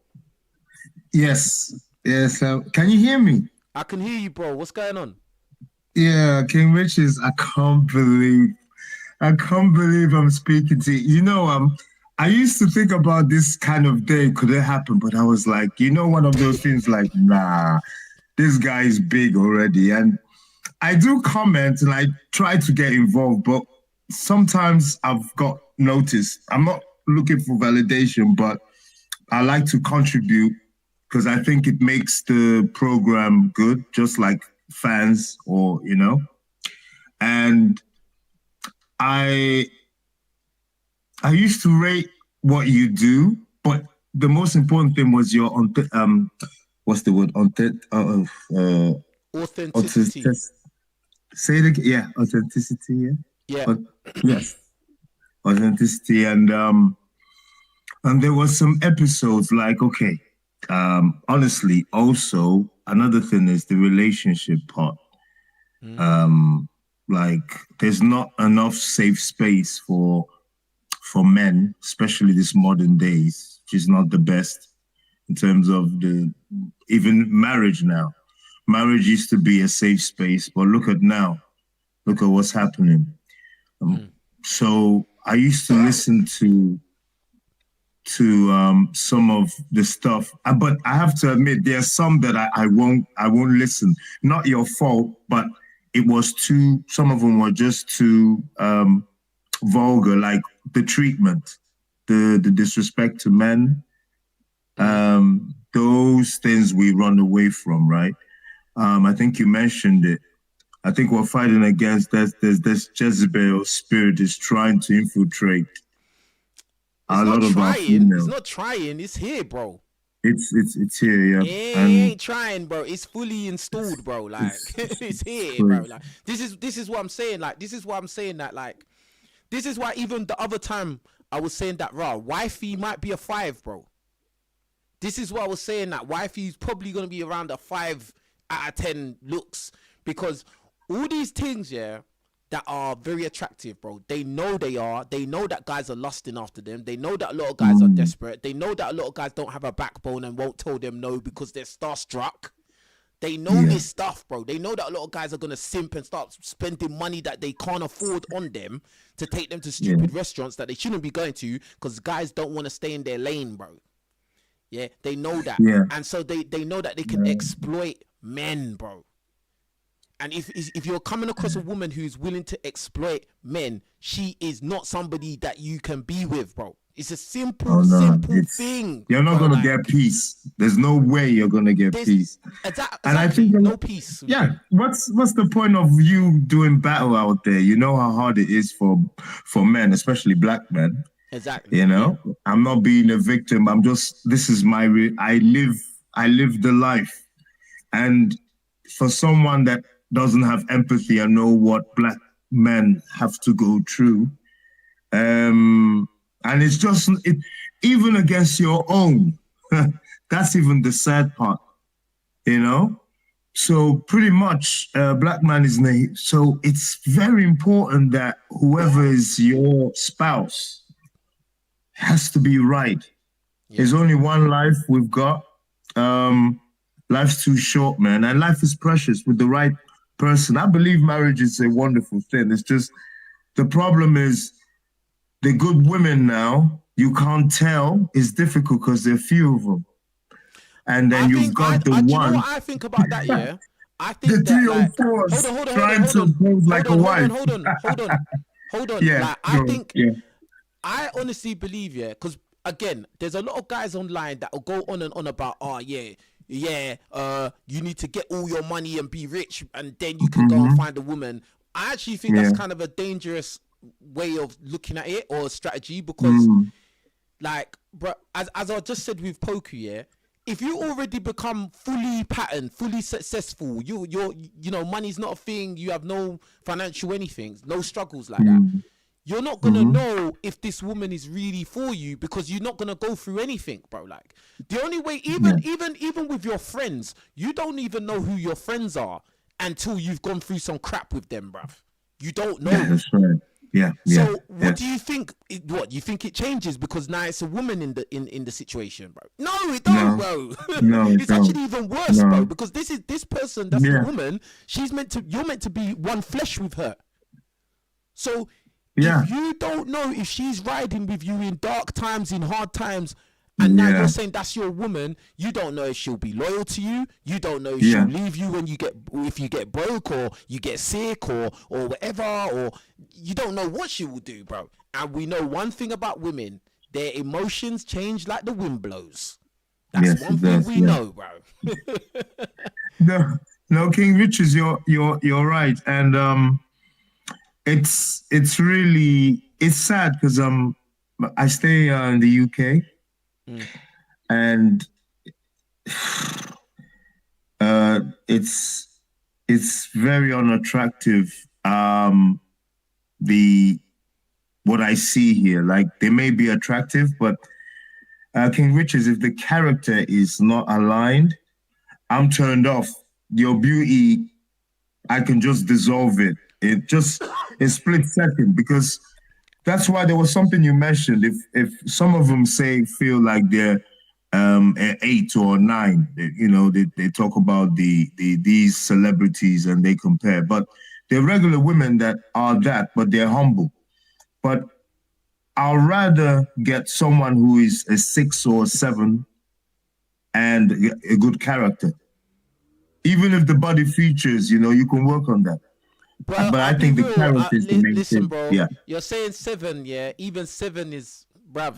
It's a flip of a coin, bruv. And more time, I'd say you're probably gonna get the bad side of the coin, even with 7s, bro. Because this is how it goes, bruv. Yeah.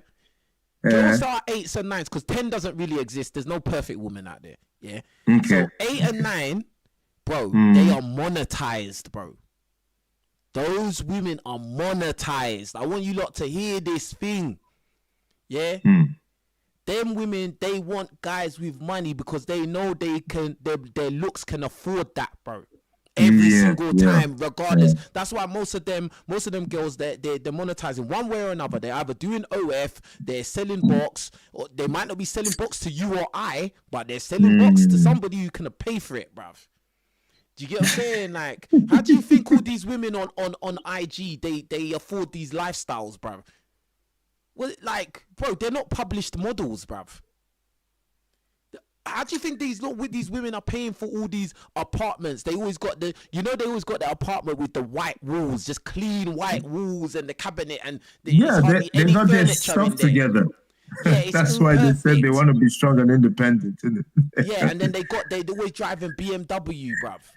And then they're always shopping at Chanel. Who's paying for that, bruv? Shucks.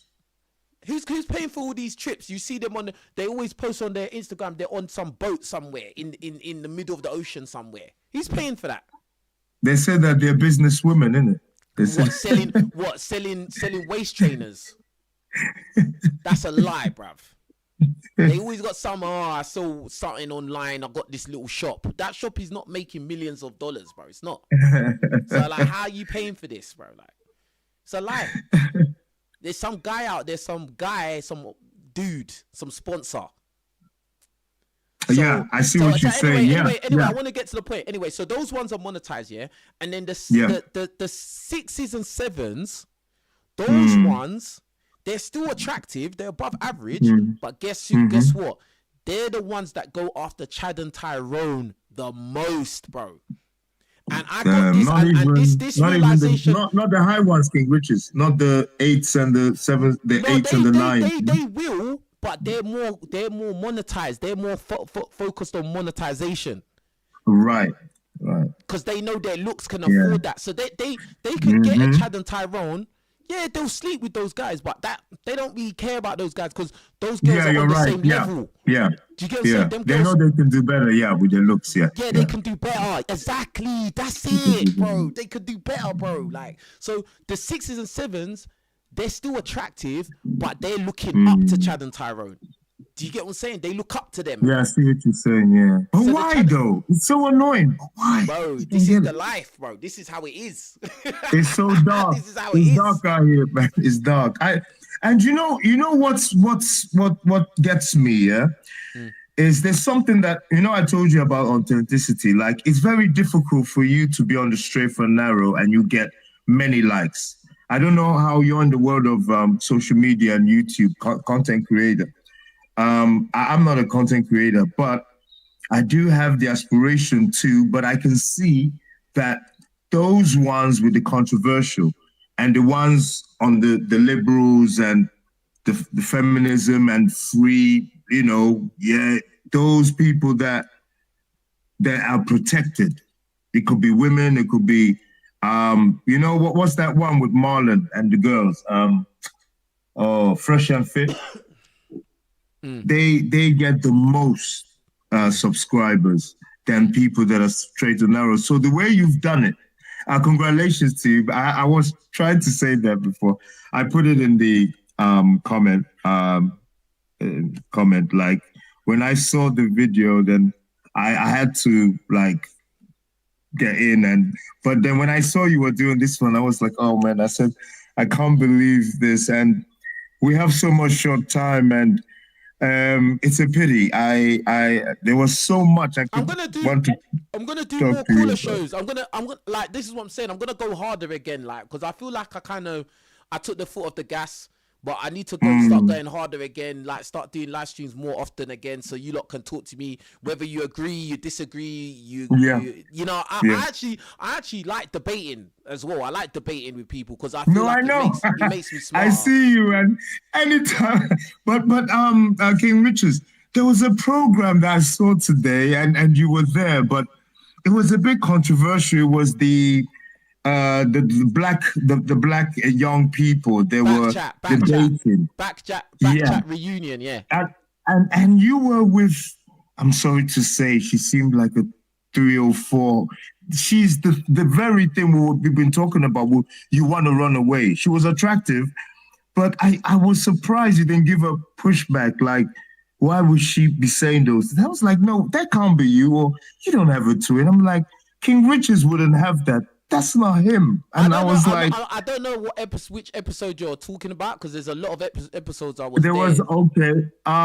It was the one that they're coming to. It was the first episode, the completion, and she got up. She got up and wanted to fight the guy she was debating, and they pulled her back. I mean, bro, to be honest, if she's gonna, like, bro, every man has to, you know, defend himself at the end of the day. But, like, you know, I don't know which episode you're talking about specifically, because there's so much things that have happened. Like, that could be one of any moments, bruv. Yeah, no, but the girl that was sitting with you, I think you were on the second row. She was there, and I'm trying to think if there was about someone, but it was. But you didn't say much. You didn't. Mostly you were quiet. You gotta understand. This is the thing you gotta understand. Yeah. Sometimes, yeah, like, I just feel like, bro, some people, there's no point arguing with them, bro. No. Sometimes there's just no point. Like, some people are just, that's the way they think. You ain't gonna change their opinion, and if you try to argue with them, you're just gonna go round and round in circles, and you're just gonna look as dumb as they are, bro. So that's what and remember, I've done a lot of arguing with people in this YouTube journey, bro. A lot. You get what I'm saying? Like, it's like you're built for this, man. You really are built for it. It's not for everybody. So it's like sometimes it's like, bruh, I'm gonna let someone else do the arguing, bruh. What the hell? No. Oh, no, sure. And it was good for a change. It wasn't you. You like put your feet up and just see my point. And they're making their point. Everybody already knows what I'm on. They already know what timing I'm on, bro. Like, so this ain't like, oh man, you've changed. Nah, bro. Let me just chill for a sec, bro. Do you know what I'm saying? Yeah, you know, King Richards, you know, the first place I saw you, I think, on YouTube was Pop the Balloon. I never used to watch it. So when I saw you, the reactions and the different episodes, different people are doing it, but you're the one that I remember. Then all of a sudden, I'm like, I'm not seeing King Richards. It's weird seeing others. Do you know what it is? But they because Arlette or whatever her name is, she made it so that if you did a reaction video to Pop the Balloon, it'll get demonetized. So I'm just like, okay, cool. What's the point of me doing a reaction video if I'm basically promoting your thing? I'm not getting nothing out of it, bruv. Yeah. Like, and to be honest with you, I think that they're really I think they're really selfish for doing that, but it's up to them. It's their content. They could do what they want, but at the end of the day, it's not like they weren't gonna get their views. If anything, like, all these channels that were reacting to Pop the Balloon was actually making Pop the Balloon bigger. Do you get what I'm saying? Yeah. But now they just wanted it all for themselves, innit? So, you know, it is what it is. But I think maybe because it went to Netflix, I think because they got connected to Netflix as well, I think that maybe that had a stake in there where, stop these channels reacting to you lot. Do you get what I'm saying? Maybe Netflix, something like that.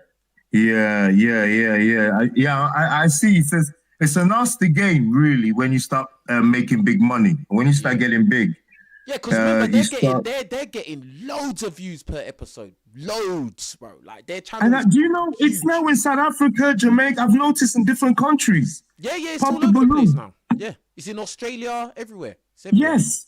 Where did it originate? Because Yeah, I never knew. It just came out I of think nowhere. Arlette was the first Pop the Balloon. I think it was. That's the first Pop the Balloon I ever saw was Arlette's one. And then you know, Do you then think the it other was ones in the started US? popping up. Huh? Do you think it was the USA Yeah. that started it? Yeah. Okay. Yeah. So they'll probably get their royalty too. They'll get their royalty because they're the starters of it. But I mean, at the end of the day, the Arlette's Pop the Balloon is always gonna be the one that most people watch at the end of the day, because yeah, you're right.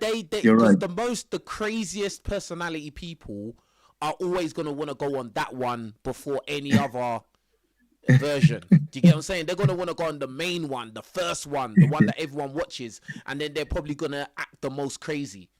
Do you get what I'm saying? Because it's gonna get the most views. Yeah. No, it's fine. And sometimes I see the way you react, and when you put those different ones, like what Skeletor, I'm like, this guy, man. Maybe when he was younger, he liked it. Oh Right, my God, the Joker. Yeah. And Pacino. And I'm like, you know what, King Richards is I rate him, you know, because the wall is undefeated. So if they keep going on rejecting good men, that's why you say that Pacino will be waiting for you. And I'm like, you know what? That's what they deserve. They deserve to see him. Hey, Senator Palpatine is always working. He's always at work all the time. But, hey, bro, let me get to another caller, though, bro. Let me get to another caller, yeah? All right, then. Cheers for that, yeah? All right, thank you very much. Big up Emmanuel, yeah? Big up to you, I'm King Richards. Yeah, bless. One more thing, yeah. Your fitness thing. I've sometimes I follow you.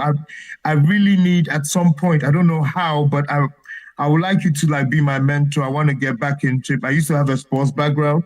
I want to get back in shape with the gym, and I want to get into boxing too. Oh, perfect. Just hit me up on Instagram. You've really made it back. You've brought the passion back for me. When I saw you, you're doing boxing. You're feeling great. Yeah. And sometimes I worry for you, but from what I'm seeing, I need to see your fight. I haven't seen. Why are you worried, man? Why are you worried? Why are you worried? No, not like that. I just know it's the most loneliest and most dangerous sport. Oh yeah. And plus, when I see that you're fighting guys, I know you're good. You know, it's like Bruce Lee taking on people his way because he's that good. But you know, just be. I know. I won't be telling you this, but. You know, you've got like a good shape. Your face is intact, everything. So, and you're still a young man. So I'm just saying. I gotta keep my face intact, bruv. Don't worry. Hey, that's funny, okay, bruv. But I appreciate it though, man. I appreciate it though. Yeah, but what I was gonna say is just message me on Instagram, bro. Well, that's the thing. I'm not on Instagram. I have WhatsApp and email. That's all right. Email me. Email kingriches100@gmail.com. Hold on. Oh, please. 1 second. Yeah, I've got a pen here. I've got a paper because I was trying to write down some of the tips of your last caller was saying about the money thing. Yeah. You know, getting your money. Okay, so King Riches, yeah. 100. Okay, is it Richards? Is it RICHEZ or? Yeah, ZZ, yeah. Okay, then after King Richards, what else? 100. Okay, 100, yep. At gmail.com. At gmail.com. Okay, so email you, right? Yeah. And should I remind you, or would you tell me where we can go from there with the fitness? Just remind me you want fitness and mentorship or training or whatever. Mentorship. Yeah. Yeah, like encouragement. All right, no problems, bro. Okay, cheers. All right, no worries. Take care, bro. Take care. And you. Bye. All right, cool. All right, Don Lad. Hello. Hello.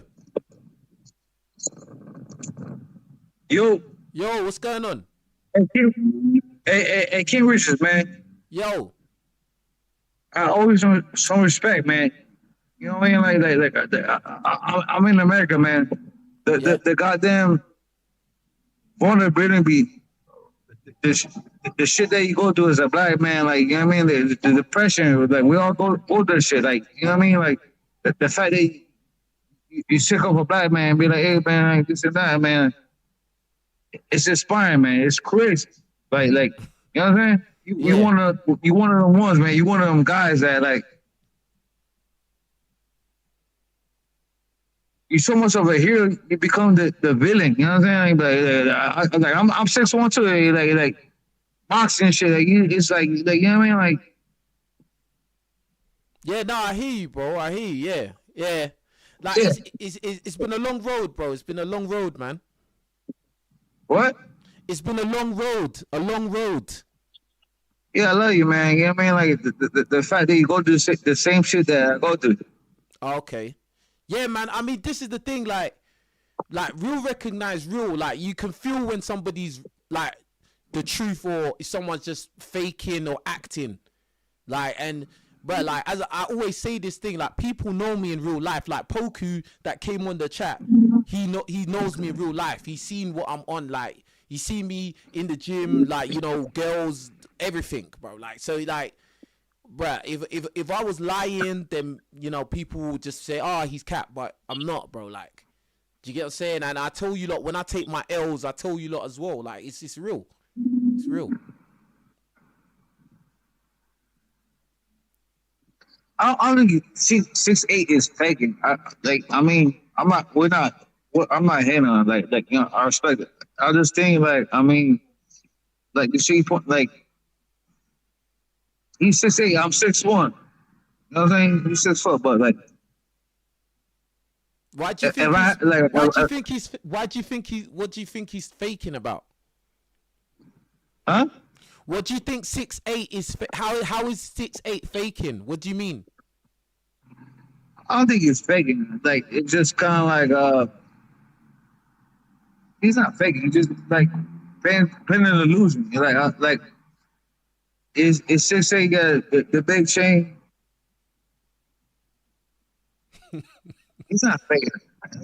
It's just like, I don't know. I like the guy. all right.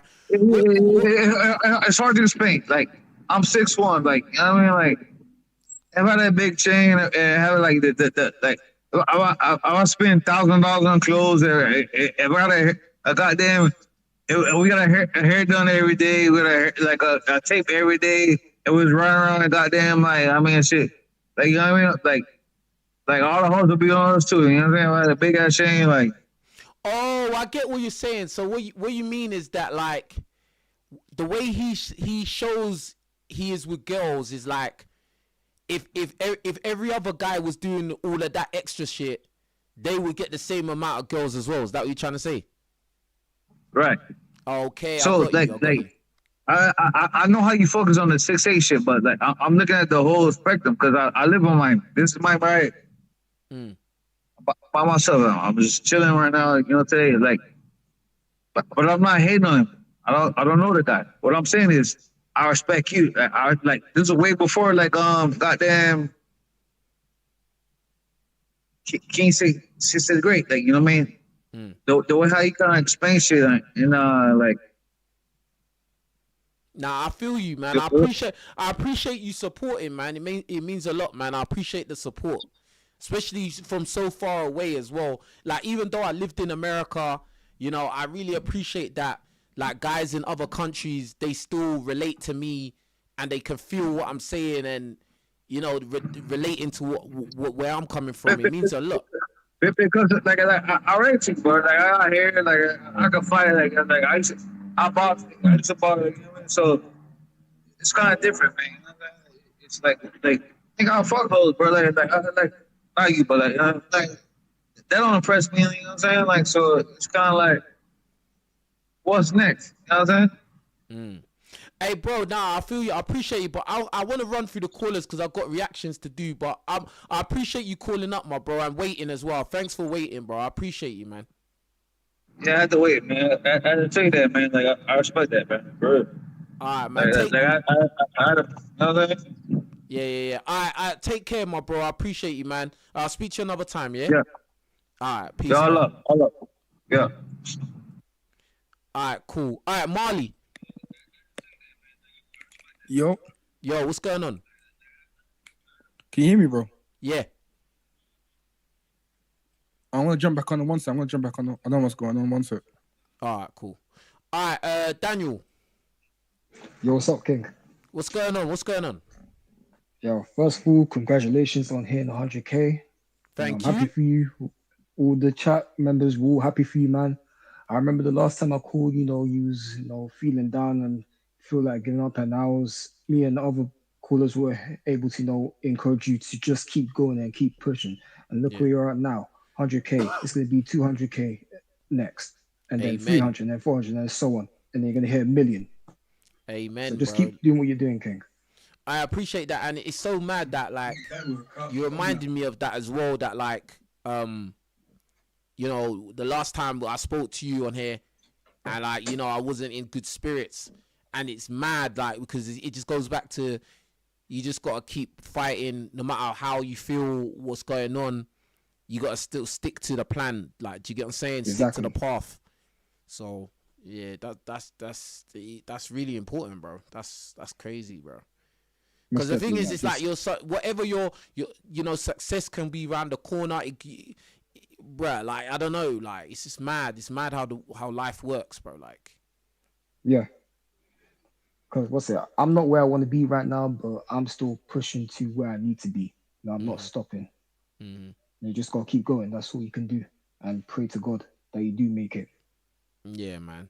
And yeah, man. I just want to say I appreciate you, man, because you've been here from day one, bro. Like, so like obviously it means a lot, bro. Like I don't take this stuff for granted, bro. Like there's a few people like the funny thing, there's people that was like proper consistent just like you was, and they've disappeared.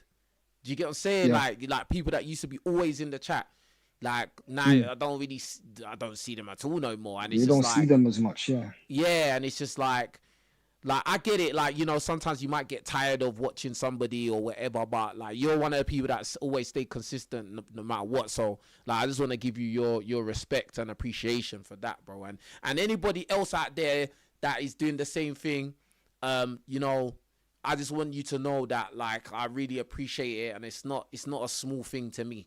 Do you get? It's not a small thing at all. I just want you lot to be very clear on that. Because the thing is, a lot of people out there that do social media that become successful or like way more successful than me on social media, they don't even look at their audience as people, bro.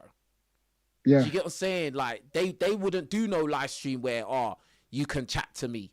Like, do you get what I'm saying? They wouldn't even do that because they're just not they're not real people, bro. Like, Exactly. do you get what I'm saying? So it's that's just how it is. But yeah, what else did you want to say, bro? Is there anything else you want to say? Yeah, I just wanted to call in, congratulate you, just keep going, don't give up, and just, more life, more blessings to you. Amen. And the same to you, man. God bless and that. And just keep pushing, bro. That's all I can say, bro. Like, yeah, I got 100K subs and I'm grateful and I'm happy, but like, that's not that's not that's not all that matters, bro. Like, do you get what I'm saying? It's just like I just want to say appreciation for this blessing, but there's still more work to do. The game doesn't stop. Do you get what I'm saying? Definitely. Yeah. But if that's all you wanted to say, that's cool, man. Yeah, and like, you've done a lot for me, you've done a lot for all the guys in the chat, when it comes to, power, getting your life together and knowing what you're up against. And we're just grateful and we're thankful for that. Awesome. Hey, listen, I was going to say this as well. Like, no matter what advice I give out there or I say or I share my experiences, bro, I'm not different to any of you lot, bruv. Do you get what I'm saying? It's the only difference is that I've got a camera here. That's the only difference, bro. I go through my highs and my lows.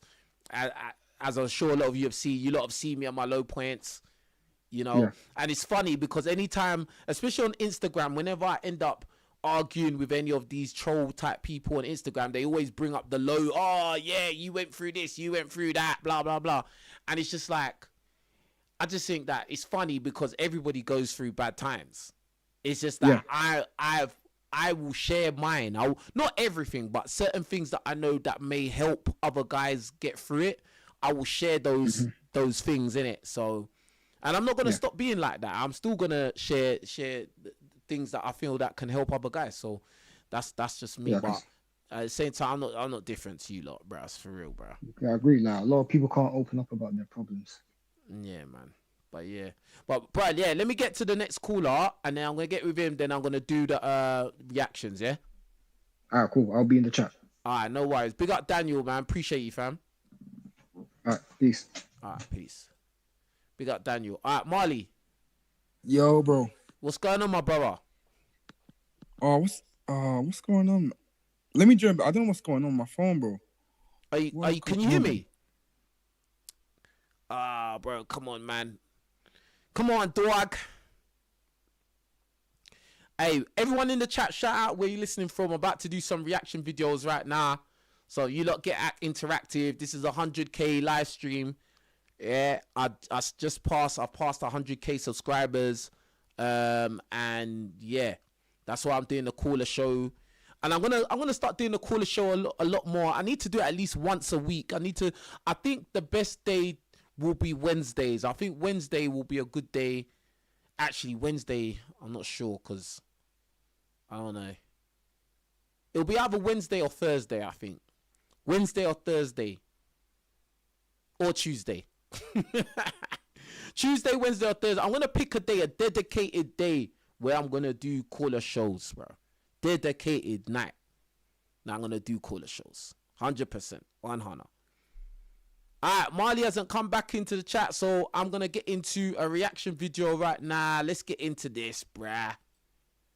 Let's get into this. And we got a woman by the name of Sadia Khan. Yeah? Sadia Khan. And they're going to talk about interracial dating, fam. Yeah? This is going to be very interesting. So let's see what was said on this one. We've even discussed that before too, because specifically in the Black community, the idea and it makes a lot of sense where it's like you should maintain dating within your community. Mm-hmm. There's a safety in Black men being with Black women, but for whatever reason, you know, Black men often date outside of their community and have no problem dating, you know, all types of women. So then we get the stigma a lot of times of one not wanting our own Black women, which I don't believe is true at all. But because we make decisions outside of our culture and our right, then we like, oh, well, you wouldn't mess with that white girl. Whatever happens to you, good, you know, good riddance. And it's like, let me just say this thing, because he was like, Black guys often go and date outside their community or date women that are not Black. And bro, at the end of the day, the majority of Black men are with Black women. So like, even these conversations about interracial dating, you know, we're talking about, you know, a minority set. Do you get what I'm saying? It's not the majority of Black men. Do you get what I'm saying? But for some reason, you know, Black men doing interracial dating seems to trigger a lot of different groups, you know, and that's why this is such a touchy subject. Yeah, it's like it's your own fault for choosing outside of your culture. But what I would say, and I think this is a really unfair rap that Black men get, is I grew up with lots of Black men. I grew up in London, lots of Black men. And it's not the case of that they like other races or they don't like Black women. It's just that they have access to every other race. Other races want them. Now, there are Chinese billionaires say it again, say it loud. It's not their fault. Other women want them. And I say this like, I'm growing up in London. I moved to Dubai. And honestly, you can be an Arab girl, Chinese girl, white girl. You can be Hispanic. They'll all date Black men. But now, when it comes to this, Indian men that are billionaires, there are Chinese men that are billionaires. They stay in their own race. Now, is that entirely because they, you know, love their race, or is it because they don't have universal appeal? So the fact that black men are dating outside of their race, it's not because they love other races. I actually think they like black women more than anything. It's just that other women flock to them and don't let them stay within their own race. I really don't. I see so many women. The majority of non-black women are not chasing after black men. This is just like, this idea is just a joke, bro. Like, now there are some black men out there who are super Tyrones, maybe very, very rich and famous, just like Nick Cannon, who, yes, they are going to be attracting an abundance of different women from different cultures and backgrounds, etc., etc. And those women are the very, very attractive women, etc., etc. But on the ground level, on the ground level, especially if you come out of these multicultural, melting pot environments like London, if you, bro, just come outside of London, bro, come outside of Birmingham or Manchester, bro, most people are dating within their own group. Do you get what I'm saying? And that's just how it is around the world, right? Now, we see a lot of pro athletes, black guys, and entertainer black guys, you know, maybe from the US, the UK, and they're dating all these kinds of non-black women. But, bro, like, on the ground level, most people stick with their own. Whose dream is to have a child with a black man, or they just want a black man more than anything else. And they dream about it. Hold on. What did she say? Other races. I actually think they like black women more than anything. It's just that other women flock to them and don't let them stay within their own race. I really don't. I see so many women whose dream is to have a child with a black man, or they just want a black man more than anything else. Listen to what she said. She knows a lot of women who their dream is to have a baby with a black man. Think about what she just said, cuz. You know, it goes back to that idea of when these white girls, they'll say they just want a black baby or they want a mixed race child. In fact, I came across a woman like that not too long ago, fam. Yeah, not too long ago, I came across a woman that was just like that. She just wanted to have a kid with a black guy. She wants a mixed race child, bro. Yeah, that's what she's focused on, bro. And she would say things along the lines of, she wants a mixed race baby because they're the best looking. That's all. It's not about, you know, she just wants a black guy, blah, blah, blah, bro. She wants a mixed race kid because in her opinion, in her non-black woman opinion, mixed race people are the best looking, bro. That's what it was, bro. So you got to be very careful. Sometimes you might be dealing with a non-black woman who you're thinking, oh yeah, she looks at you as a, you know, as a human being and blah blah blah, when really and truly she just wants your genetic material, bro, to create a biracial child. Or they might be just fetishizing you, bro. Like, bro, like, it's real. It's real. And they dream about it, they think about it, and even when they date white men, they'll talk about it. So, like, what do you expect? It's not the same. They're not sitting there having conversations with their white guy and saying, can I get a hall pass for a Chinese man? They're not saying that. So is it really black men choosing white women, or is it that other... I don't believe it's their choice to be with other women. I think other women don't let them live like with just black women. And I think if you give a black man a choice, they will usually choose black women. Yeah. They usually will choose black women.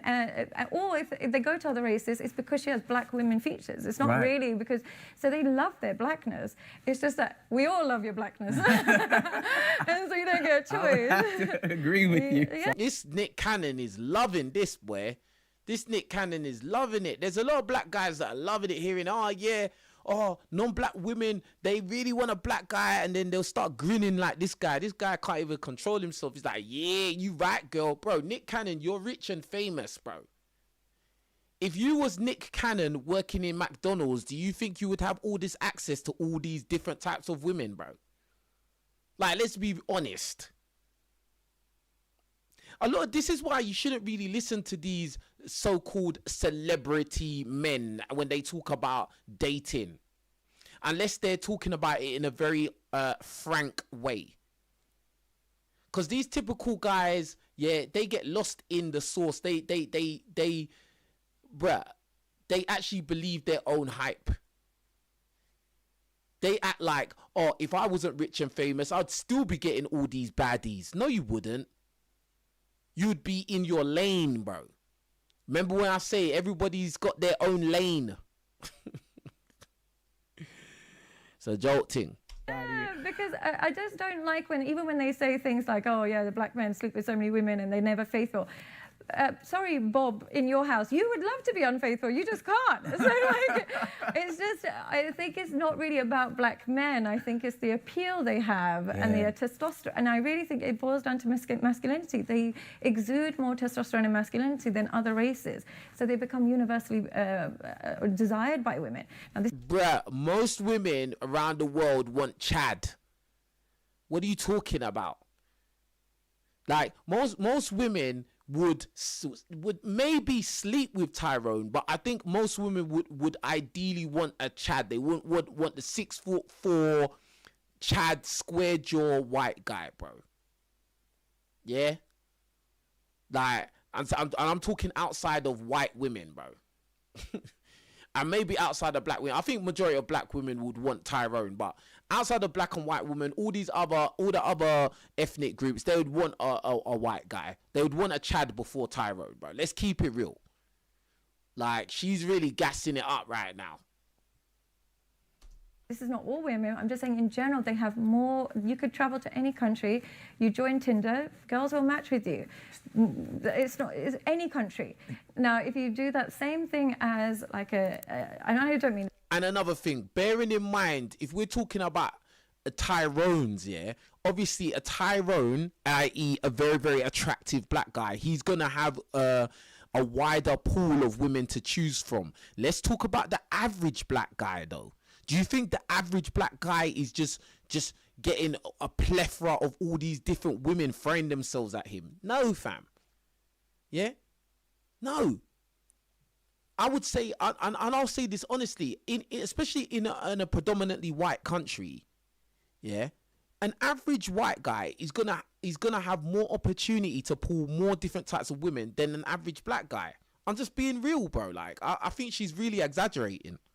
This is stigma. I'm saying this as a South Asian woman. If you say that as a Pakistani man or as a Vietnamese man, you don't have the same luck. So is it really you seeking other women or other women seeking you? So we'll go right back to what I say and what I suffer from in specifically in the space of women, but I think this applies to all types of addiction and just lifestyles, is the access to excess. Mm-hmm. Is when an individual has the access to as much as he wants, there's gonna be a downfall. Yeah. So even with me attempting to find balance and peace, because again, it was all about pleasure up until a certain space where I'm like, all right, I've had it all. I've had the access. I've been that individual to where it's never been a challenge for me to at least get a type of woman. Maybe, you know, of course, individually. Yeah, of course. But there's no race that's some L's before.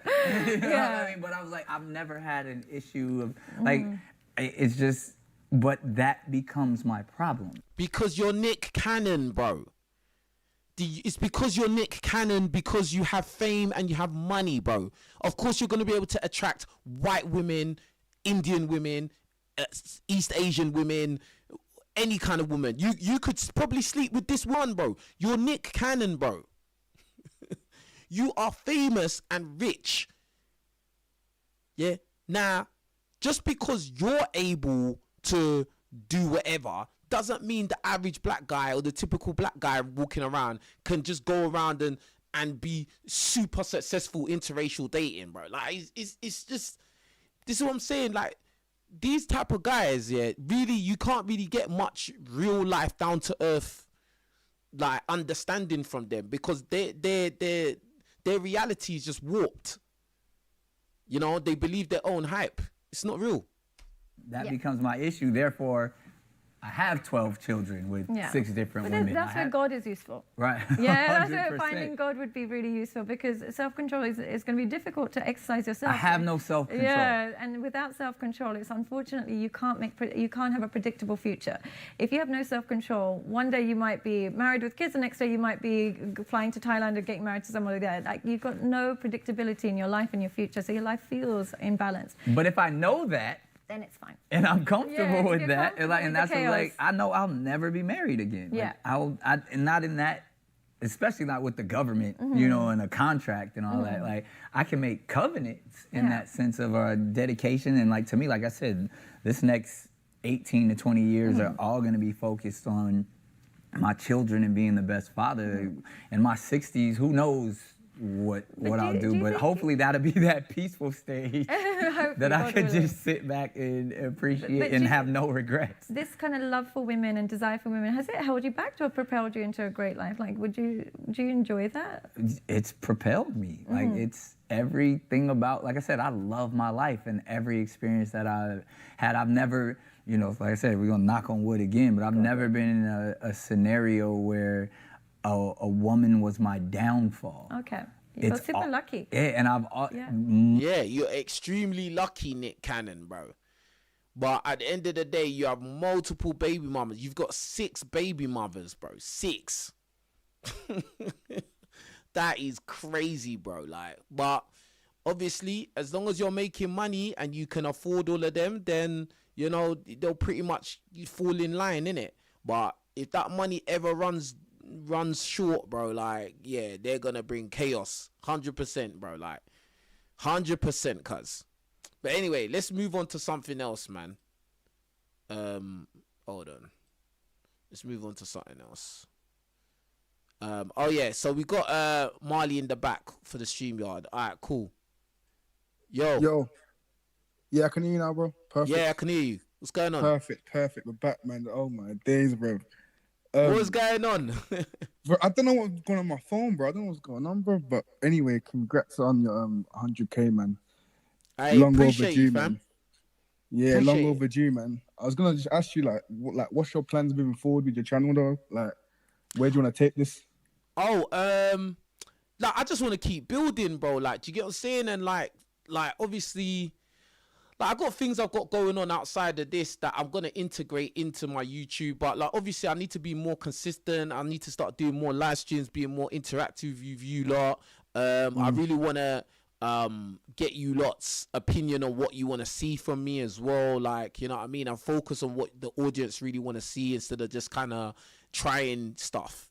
Do you get what I'm saying? So like, Yeah. I go was on. gonna say, do you think like you face like a conflict of interest, like between like what gets views and what you actually want to do yourself, sort of kind of thing? Ooh, that's a great question. Do you know what? Yeah, I did because like I noticed that like before, you know, if I did a video about interracial dating, like people always like them videos always got views, and I always used to think, why is it my audience always want to see that? Like, you know what I'm saying? I Like, noticed, yeah. because I mean, there's only so many times you can talk about interracial dating. I'm gonna. It's not like I'm gonna change my views. I'm gonna say the same or change my opinion. Yeah. I'm gonna say the same thing over and over again. Like obviously, certain time I started doing the podcast shows again. Like I tried them at different studios and stuff like that. But like at times I was feeling like, oh, they wasn't even getting the support that my podcast was getting before. But it was the same. When I was doing the podcast at a certain studio, the last one, it was the same quality as it was when I was doing it with at Just Pearly Things. But I wasn't getting the same support. So it was just like, this isn't even making sense right now. Like, do you get what I'm saying? So like, obviously now I have to really like sit down, look at the content that I've done for the last year, and whatever, and then really focus in on what you lot would like to watch from me. Do you get what I'm saying? Yeah. Obviously I done that recent video where I was arguing with that white dude, and that really went off. Do you get what I'm saying? So I'm guessing you didn't expect that. That was just probably just a normal video for you at the time, innit? I'm guessing. Yeah. I had no idea, bro. Like I just was. I think I saw somebody, they did something similar, but not on that subject, but on something similar. Then I thought, oh, let me just see in it. And then this random guy came on and he just started chatting was, and I was just like, all right then, cool. Like, but I didn't think, oh, this is gonna be like a breakout video. I just thought, let me post this. This is interesting. People like this. So at least someone will care. Do you get what I'm saying? And that was it. Yeah, it goes to show, man. Everything kind of that has something kind of racial involved is so like, there's a lane for anything kind of racial involved in it. Yeah. And like anything at the end of the day, it's and the funny thing is, you see with this channel, that when I actually started this channel, the first videos I did on this channel, and anyone that has been really following me for a long time knows this, the first videos I've ever done on this channel were actually to do with race. They were racial videos. Okay. And then and then because I was talking about issues I was having with girlfriends at the time, like that's when it kind of morphed to relationships and dating and the stuff guys go through with girls and girls this and girls that. Like, do you get what I'm saying? Yeah. But I think I remember because you had that radio channel and you was talking about there was like a black guy in America that got that passed away in it. Like I think due to like it was either like police brutality or some sort of racial thing. That was the first video I did. That was the first video I remember that, bro. I remember that. Yeah. So like this side of things or these kind of topics have always been important to me. I've always, and that's why when people like, you know, when I was getting all that kind of hate, he's like a coconut, he's not really for his people or something, and I'm like, bro, like, you don't understand. Like, I'm somebody that my whole thing really was built on that, bro. Like, and I've never changed my views. Like, do you get what I'm saying? It's just that, you know, I was around somebody that said something stupid where at the time I didn't think that they were, you know, racist, but you know, like, obviously everybody else took it as that, and because I didn't jump on and say, yeah, you know what, you're racist, that then now I'm some coconut now. Do you get what I'm saying? And the maddest thing is now I don't even speak to that person. Like, do you get what I'm saying? And like, I can see where other people are coming from, but at the same time, I feel like people kind of, they wanted to throw me under the bus. It's like, it was kind of like some malicious thing. Like, they just wanted an excuse to. They didn't really have an excuse before, but then this was like perfect. Yeah, now we can, you know, trash this guy. Do you get what I'm saying? And it's like, bro, like, I'm just trying to make something out of nothing, cuz. Do you know what I mean? I think you're doing really well, man. Even backchat this season, I think you presented yourself really well, man. Throughout the whole thing. Obviously, it's an intense environment. Like, every episode, like, you can see, like, there's moments, but obviously, I think in general, you did a good job. Would you be back for like the next season, you reckon? It's up to them. But like, you know, I like working with my people, man. Do you get what I'm saying? Yeah, like, I can imagine. And I will say this: I really, really enjoy working with Trend Central. You know, it's all black platform, like black guys, black girls. You know, and I feel, and even they will tell you, I've said it many times, like, when I'm with them, I feel at home with them. Like, do you get what I'm saying?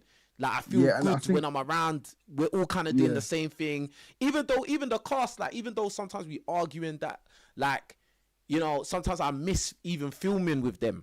Do you get what I'm saying? Because it's like, you got this camaraderie thing, and like, we all kind of come from the similar background and similar experiences, and you know how it goes, bro. When you're with your people, bro, you know how it goes, bro. That there, bro. Like, a lot of us can't even relate to that, where our workplace is representative of ourselves, isn't it? Yeah. Like, a lot of us, like even me, I work in corporate, innit? So as you can imagine, obviously, to be fair, nowadays it is getting more like diverse.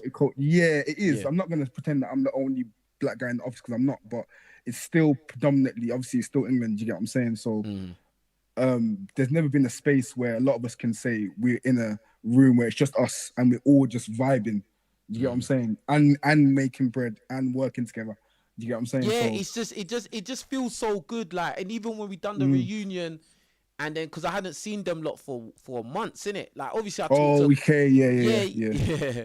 So even though, like, I speak to a few of the cast members on the phone and that, but like, actually all us coming together and an audience, and most of the audience was 99% black, if not, you know, like, it was it's just good vibes, innit? Like, and yeah, man, it's good to just, you know, be around your people, bro. Like, do you get what I'm saying? Like, it's just good to be around your people, and you all got the same interests, and you're all on the same page, and you know, you're all trying to, you know, make something out of nothing, and it's a really good thing. Do you get what I'm saying? Do you think that you know how people say that we as black people we need to stop being controversial out in the open sort of thing? Like, do you think that is a bit overplayed? Because, you know, we have to admit every community has their separate like, not underworld, but we all have our controversies in our communities, innit? So the white community might have like the traditional like national TV where they argue at each other and go at it, but obviously no one bats an eyelid at that because it's just like what they do. But when we have our controversies, it's seen as like we shouldn't present it to the world because it's gonna make us look worse, sort of thing. Like, what do you think? Like, about what kind of controversy? Like, give me an example. Like it's like people say, for example, like even backchat is a good example. People say, oh, like backchat is like destructive for the black community because. Oh yeah, I get you. Do you get what I'm saying? But really and truly, like every community probably has their backchat, not their backchat, but like every community's got their thing. I honestly think, because I've seen those comments, those type of comments, yeah, and I just think, oh, shut up, bruv. When I see those comments, I think, shut up, because like, bro, like, fam, like this kind of, I get what they mean where it's like, oh, it's like low vibration at times. I get it, like, you know, the back and forth and the arguing and the insults and that, but bro, it's real, cuz. Like, and this stuff happens, bro, and at the end of the day, Trend Central is a black platform, yeah, and they do put on black people, and outside of the back chat thing, they put on black people, and their voices get heard, and blah blah blah, and you know, they are actually giving opportunities for people to become something, bro. There are a lot of people have become somebody because of back chat and this kind of stuff. So it's just like to try and talk it down and say all this stuff, like, bro, okay, show me another platform that is doing something better, really, though. Yeah. Like this, not really, bro. Like. Yeah, because everyone's kind of just doing another thing is, a lot of times these kind of people, they've got selective outrage, bro. Yeah, that's what I was getting at. Yeah. Like, them people, you don't see them talking about, oh, these rappers talking about this, that, the other. You never hear them say that, bro. But this platform, because they know they can safely criticize these lot. Yeah, let's say this. You don't see them saying nothing about all these rappers and all these gunmen and criminals and blah blah blah who got podcasts talking about their bad man. You know, they don't. Yeah. Bro, come on, cuz. Yeah, it's true. There's so much. Because, bro, even the video you just reacted to with Nick Cannon and Sadia Khan, like, I see why the whole racial thing gets so much attention and, like, monetization, because, like, there's so much, like, layers to it, innit? Yeah. Like, and I think, in my opinion, because she was saying that, like, black guys get the most play or whatever, things like, she was, like you said, she was very like exaggerating the whole point, innit? But from my point of view, from what I've seen, obviously I'm 21, so this might be a bit different in how we think. Oh, you're in the trenches, bro. 21, you're in the trenches, cuz, yeah. But I was gonna say, like, I don't know if you've seen this when you were growing up, but I think a lot of like non-black women get with black guys out of like rebellion, if that makes sense. Do you get what I'm saying when I say that? So I think this is an important point, because I think, like, even growing up, when you tell like a young person, don't do this over and over again, that's what they're gonna do. Exactly. That's what, like, and it doesn't even have to be something to do with dating. It could be just anything. If you tell a young person, I don't do this, eventually, when they get the opportunity to do it, they're gonna do it. And that's why you see, like, for example, a lot of non-black women, like, their first opportunity of freedom is like going to university, innit? Yeah. And then that's when they'll just let loose and just go mad, and that's probably when they'll have the chance to just do whatever they want. And a lot of that is rooted in what they were told not to do before that. You know what I'm saying? Absolutely. And I think that is a vital point, because if we're getting like sexual if we're getting sexual I don't want to say, like, if we're getting sexual attraction out of rebellion, what does that say? That's kind of a mad kind of Do you get what I'm it's saying? like it's not you're not getting treated just as a guy. Like you're getting Yeah. treated as you're a black guy. You're some next kind of, I don't know, bro. Like There's it's, always it's like not an undertone normal, there, bro. Like basically. yeah, It's never like we genuinely want this for this person. It's like we're doing this for like some ulterior motive, or there's some exactly sort of ulterior undertone there. motive. Yeah. Yeah, Even she yeah. said it. She said, "Oh, do you know how many women?" They Sadia Khan said it. Do you know how many women I know? They just want to have a child with a black guy. And that says It a lot. sounds good on the surface, but it sounds a bit funny when you really actually think about it. Having the child should just be you're having a child with somebody you love. Why does it have to be you're having it's a black guy, I'm having a mixed race child? What is that? Like, do you get what I'm saying? Like, it's, I don't know. It's a bit, I don't know. Yeah, because that goes into you wanting the mixed baby, and then and I've come across girls like that, bro. I've come across girls like that. Yeah, they just want a mixed race kid. That by all means. Do you get what I'm saying? It's not really about it. Bro, there was one girl I know, she said she wants a mixed kid and she doesn't even care if the guy sticks around, bro. And this is no word of a lie. She was saying this straight face. Yeah. And then even that, it leans into like the colorism side of it. And then, bro, there's just so much like undertones to it, man. Because, and the thing, I think they know that they can get us to fall for it. Not us, but like, a lot of men will fall for that. Because there's enough black guys they'll be thinking with their willy, or they'll be thinking, right, I ain't really had like much experience with women from other backgrounds, so like at least let me try this. Then they get gassed, or they believe their own hype. Nah, bro, it's mad, bro. It's mad still. It's mad, bro. But tell me though, like you're 21, yeah.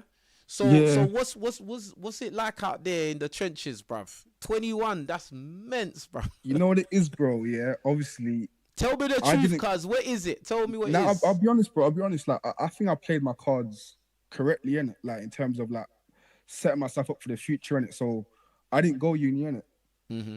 So, these past, like, 3-4 years, I've been stacking, like, bread, innit? Mm-hmm.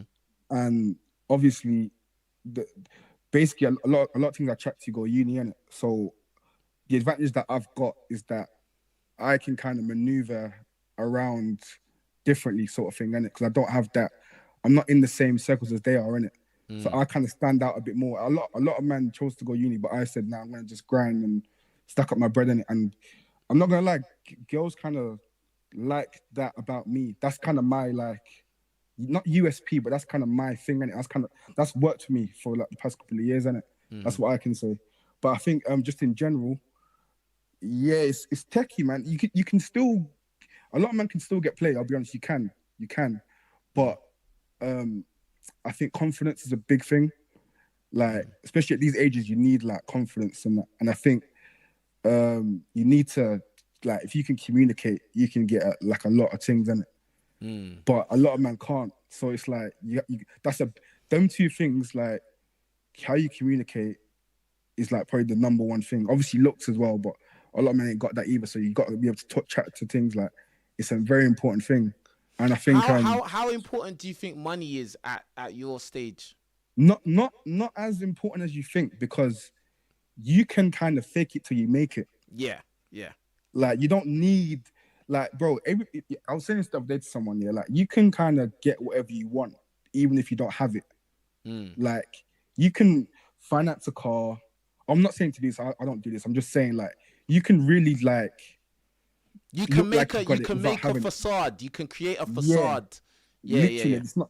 And I'll be honest, bro. I don't even think girls are impressed by things anymore. Really. Unless it's like the mad thing. But so you don't think, like, so girls that are 21, you're saying, because I kind of agree with you, because at 21, it's like they've just come out of being like 18, 19. Yeah. So they're still not expecting you to have everything. If they like you, they don't expect you to have everything. Like, and it's still all about vibes, innit? It's like vibes. So, like, if you are a fun guy, your jokes, you got banter, people like you. Maybe if you've got a whip, that's a great bonus at that point. You don't even need to have the best whip. If you've got a whip, yeah, like, yeah, you're doing all right, bruv. You got a job, you're doing all right, bruv. Do you get what I'm saying? Like, 100%. but like, I think when you get older, when you get between the age of like, when you get to like 25 and up, that's when the money thing starts getting I really can imagine. serious. Yeah, 100%. Yeah, that's when it starts getting intense, bruv. I can imagine, yeah, because at that point you got to have something substantial about you to prove, innit? Yeah, because they're not in uni no more, bruv. Yeah, exactly. Yeah, exactly. Because all them boys in uni, they're broke. Like, that's what I'm saying. That's what I'm saying. Like, a lot of them are broke. Obviously, I'm not. That's what I'm saying, bro. Like, these past 3-4 years, because before I got to uni age, I said to myself, am I going to go there or am I going to stack for the next 4 years? Luckily, I made the right choice and said I'm going to stack, and it worked out amazingly, because now I don't have to think about, obviously I'm not rich, but I ain't got a, that's not a, you get what I'm saying? So it worked out in my favor, innit? And obviously I can kind of maneuver around it. I ain't got to stress about money or whatnot for now. I'm pretty good where I am for now, to be fair. But I think at this age, that like I said, but you can really fake it till you make it, bro. You can finance a whip, like you can like even clothes, like that, like you can really fake it till you make it, bro. And like I said, a lot of girls are not, they're not at this age, they're not like blown away unless you've got the mad thing. Everyone's got everything now, bro. Like, but doesn't that make it more like stressful then? Because if everybody's got it or everyone's faking it, say you're a guy that's kind of just normal, then how are you gonna keep up? It depends. Unless you're really good looking and the girl just likes you, she just likes you. Yeah, because that's what I'm saying. So because everyone's got it, the girls are kind of choosing. Okay, if everyone's got it, I might as well choose who I like, innit? You get what I'm saying? Because it's like you all got it, so I might as well just go with the guy that I like, pretty much. You get what I'm saying? That's what I've seen. Because let me ask you a question. Would you wifey a girl that's in uni now? Because obviously you're 21, yeah. The girls that you're probably dating are like uni girls, yeah. So would you date a girl in uni? I would. Why? Nah, I wouldn't.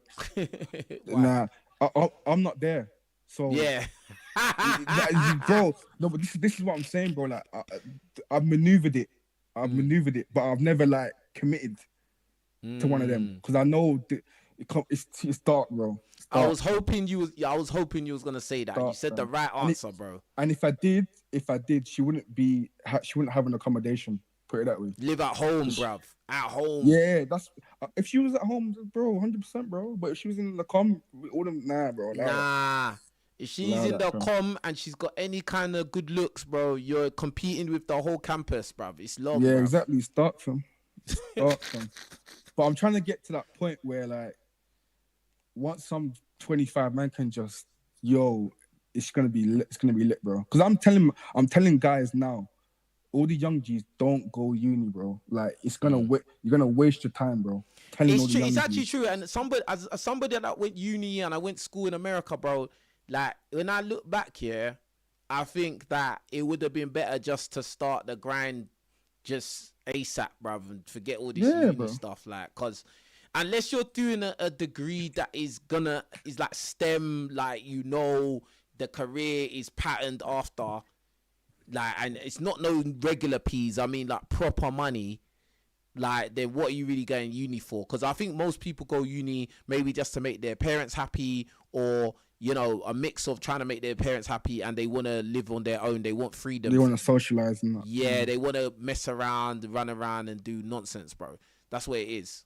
Do you get what I'm saying? And so in reality, where is that going to leave you? Like, in terms of like what actually matters, like tangible things that matter, innit? No, it's going to leave you in debt, bruv. You're going to be That's in what debt. I'm saying. That's what I'm saying. and that's my point. Like, if you, I tell the young G's, if you, like, life is hard, but it's not as difficult as people make it seem. Like, these are the ages where you need to be just, like, grinding. If you grind, think about it, you can work from 16, bro. If you work from 16 to 21, you can stack stack 50 bags. Yeah. In 5 years, easily, bro. Before these men have even come out of uni, you've already got 50, bro. You're already driving a nice whip, bro. That's what I'm saying, and you got no debt. No debt, yeah. No debt, and if you're got probably nice living parents, at home as well. Your bills are low, nice parents, bro. The rent's low or zero rent because you live with your marge. Yeah, bro. bro. And then what? Guys in uni struggling, can't even cook noodles, bro. Yeah. Like, come on, bro. These times you're going gym, you're working, you stacking get me. peas. You're still linking girls because you know you're looking good and you got a job. So Yeah. you're still better than the guys that they got at their uni campus. They might be sleeping with those guys, but you're just sleeping with them, so you don't care. Like, Yeah. So that's it, bro. Yeah. No, bro, this is what I'm saying, bro. And I think because I'm in like a corporate job, like that has like a little thing about, I don't know what it is, but it's like a new trend, bro. Like the corporate black guy, I don't know what it is, but like it has something about it. I think that kind of plays into my, I don't know, it adds something a bit. I don't know. No, you're smashing it, bro. You're smashing it. And listen, I think you're a good example for a lot of guys to hear.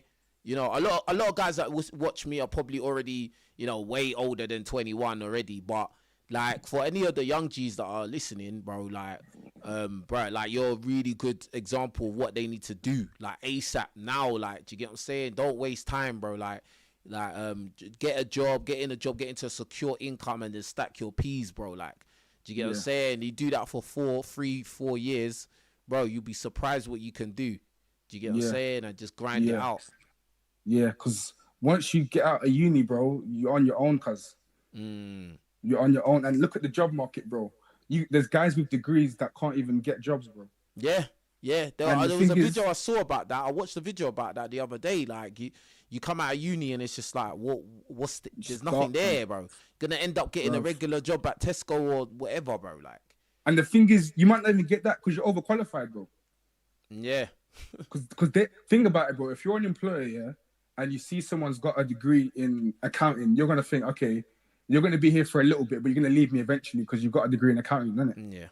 Yeah. You're not gonna be here for long because you're obviously trying to go to that field later on in life. So why would we hire you? We might as well hire someone that needs a job now. You get what I'm saying? It's mad. So it's like a real. But I'm saying anyway, like I reckon in a couple of years they're gonna change how the university's gonna work because people are gonna start not going, bro. And the thing is with the internet as well, because of like AI and the internet, it's like, bruh, like a lot of things you don't even need to go uni to learn as well.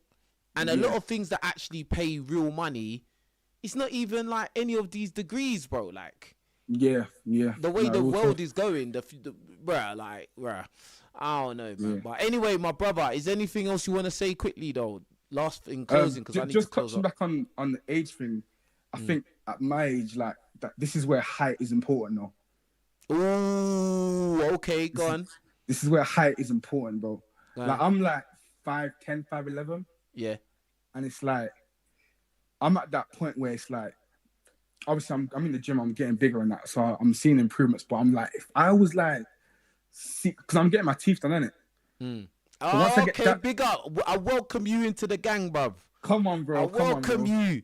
Do you know how, bro? Teeth is important, bro. I don't think people underestimate it. That's why when I get in arguments with people and they try to say, "Oh, look, your teeth," and then the next minute I find out they go and get their teeth done.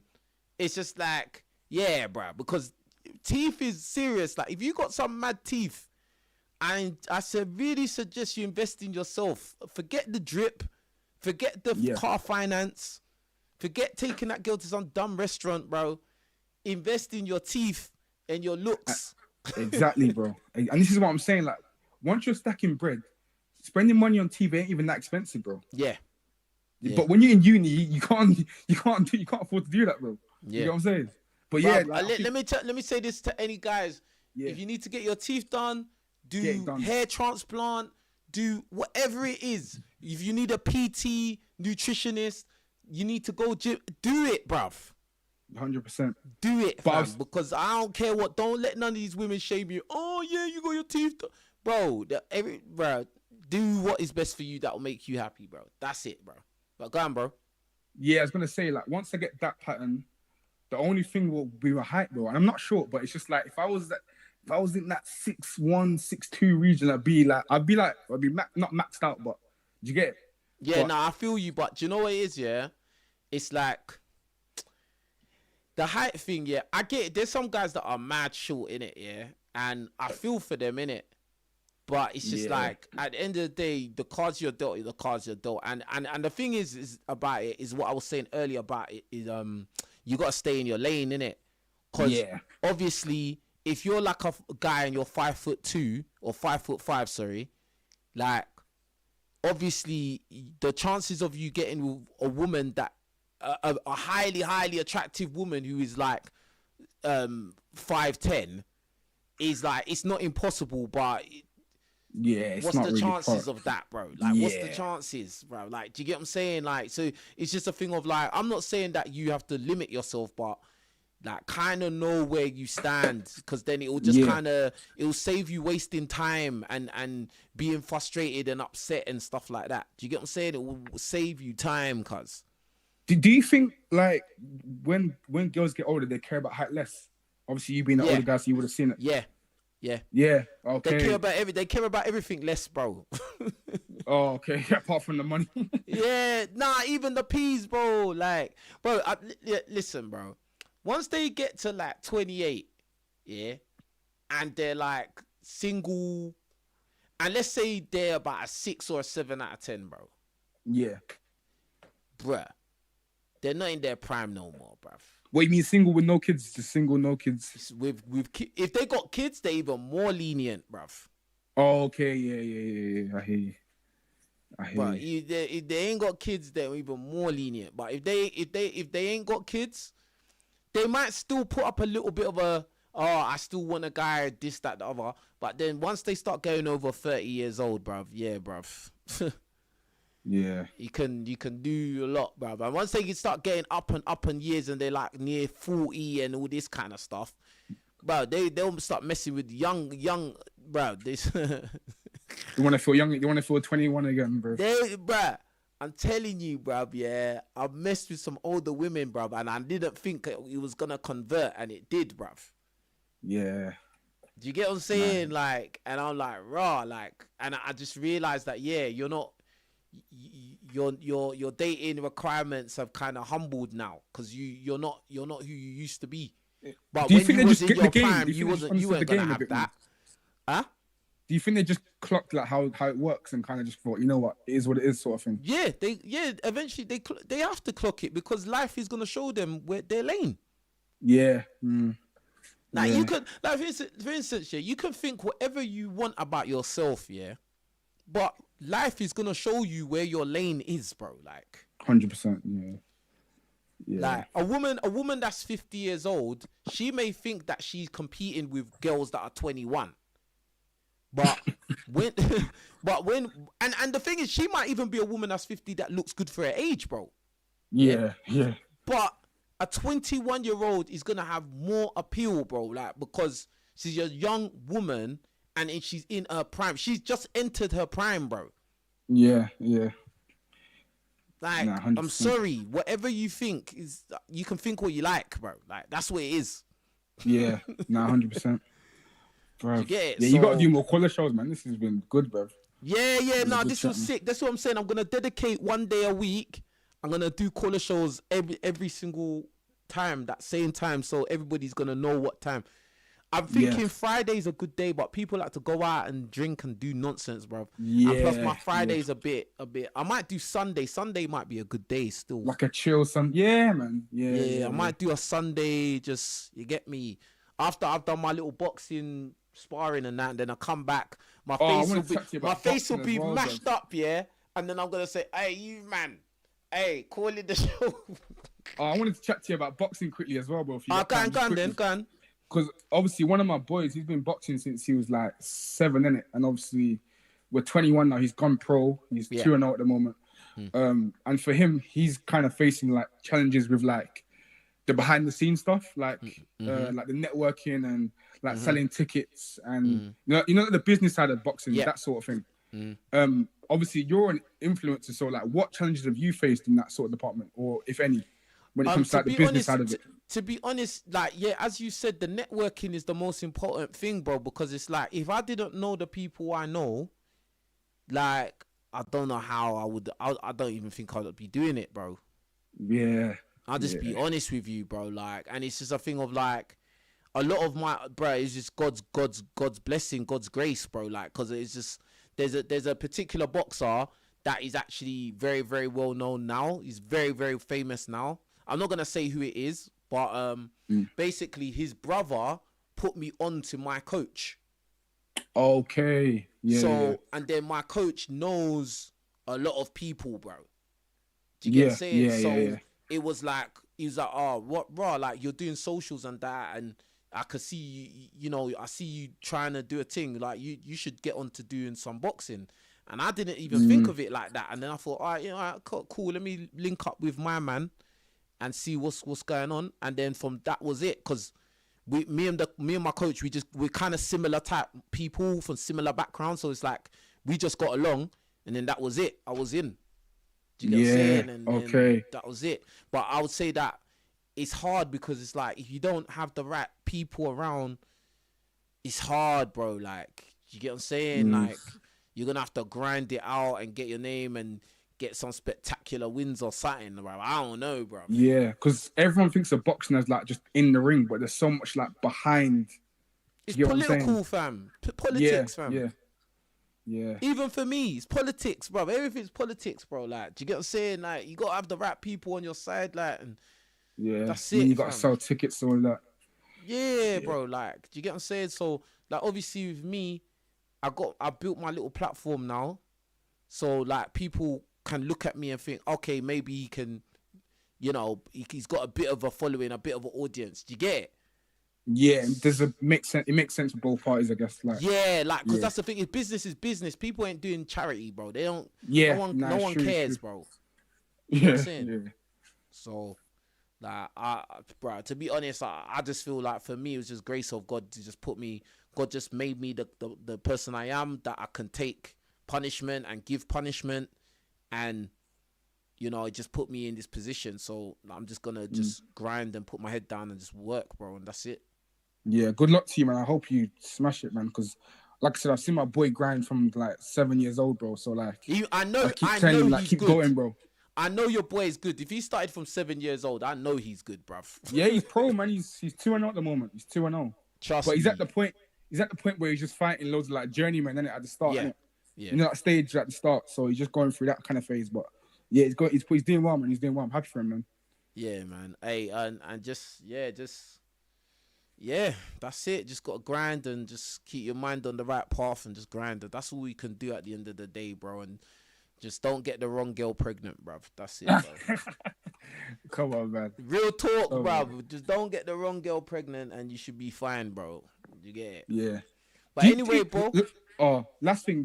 Yeah, go on. Say, in general, do you think, because I think like it's quite easy, but do you think it's hard to judge a woman's character? Like, do you think it's hard to know if she's true or not? The only way you're gonna know if someone's true is when you go through bad times with them, bro. That's the only way. Yeah, that's true. Yeah. Everybody's your friend. Everyone's giving you high fives. These girls are sucking you off when everything is great, bro. Yeah. What about when you have mad arguments? What about when the peas is low? What about when you're feeling depressed? What about when you're sick? What about when people get tempted to go and talk to other people? What then? Nah, it's true still. That's when you know who's for you, who's not for you, bro. Like most things walking about are not for you. Simple. Yeah. No, 100.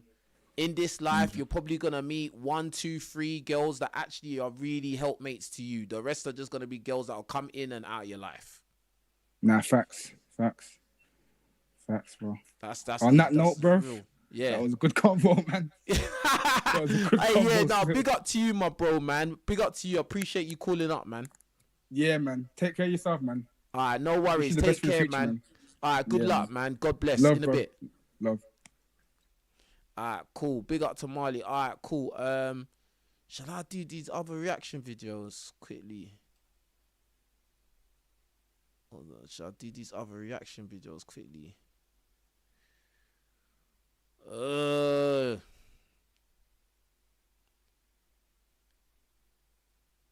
right, cool. No, I don't know. I don't know if I can do that one. Don't want to get copyright strike from these peoples. These rubbish peoples. Now, you know, I'm going to end it there. I'll do another live stream. Anyway, you lot, yeah? I appreciate you lot rocking with me. Yeah, thank you. Thank you so much. Yeah, this is 100K. I'm on 100,000 subscribers on YouTube. Yeah, I am less than 1% of the population on YouTube. I'm in the top 1% of people on YouTube now, bruv. Do you get what I'm saying? I'm not saying I'm the best. I'm not saying whatever. I'm just saying I'm in that top 1 percentile on YouTube, bruv. And I just want to say I appreciate all of you for getting me there. Please continue to support what I'm doing over here. Yeah, and God bless all of you, man. And yeah, that's about it. You lot take care of yourselves. We'll be back again with more videos. Yeah? All right, you lot take care. I'm out.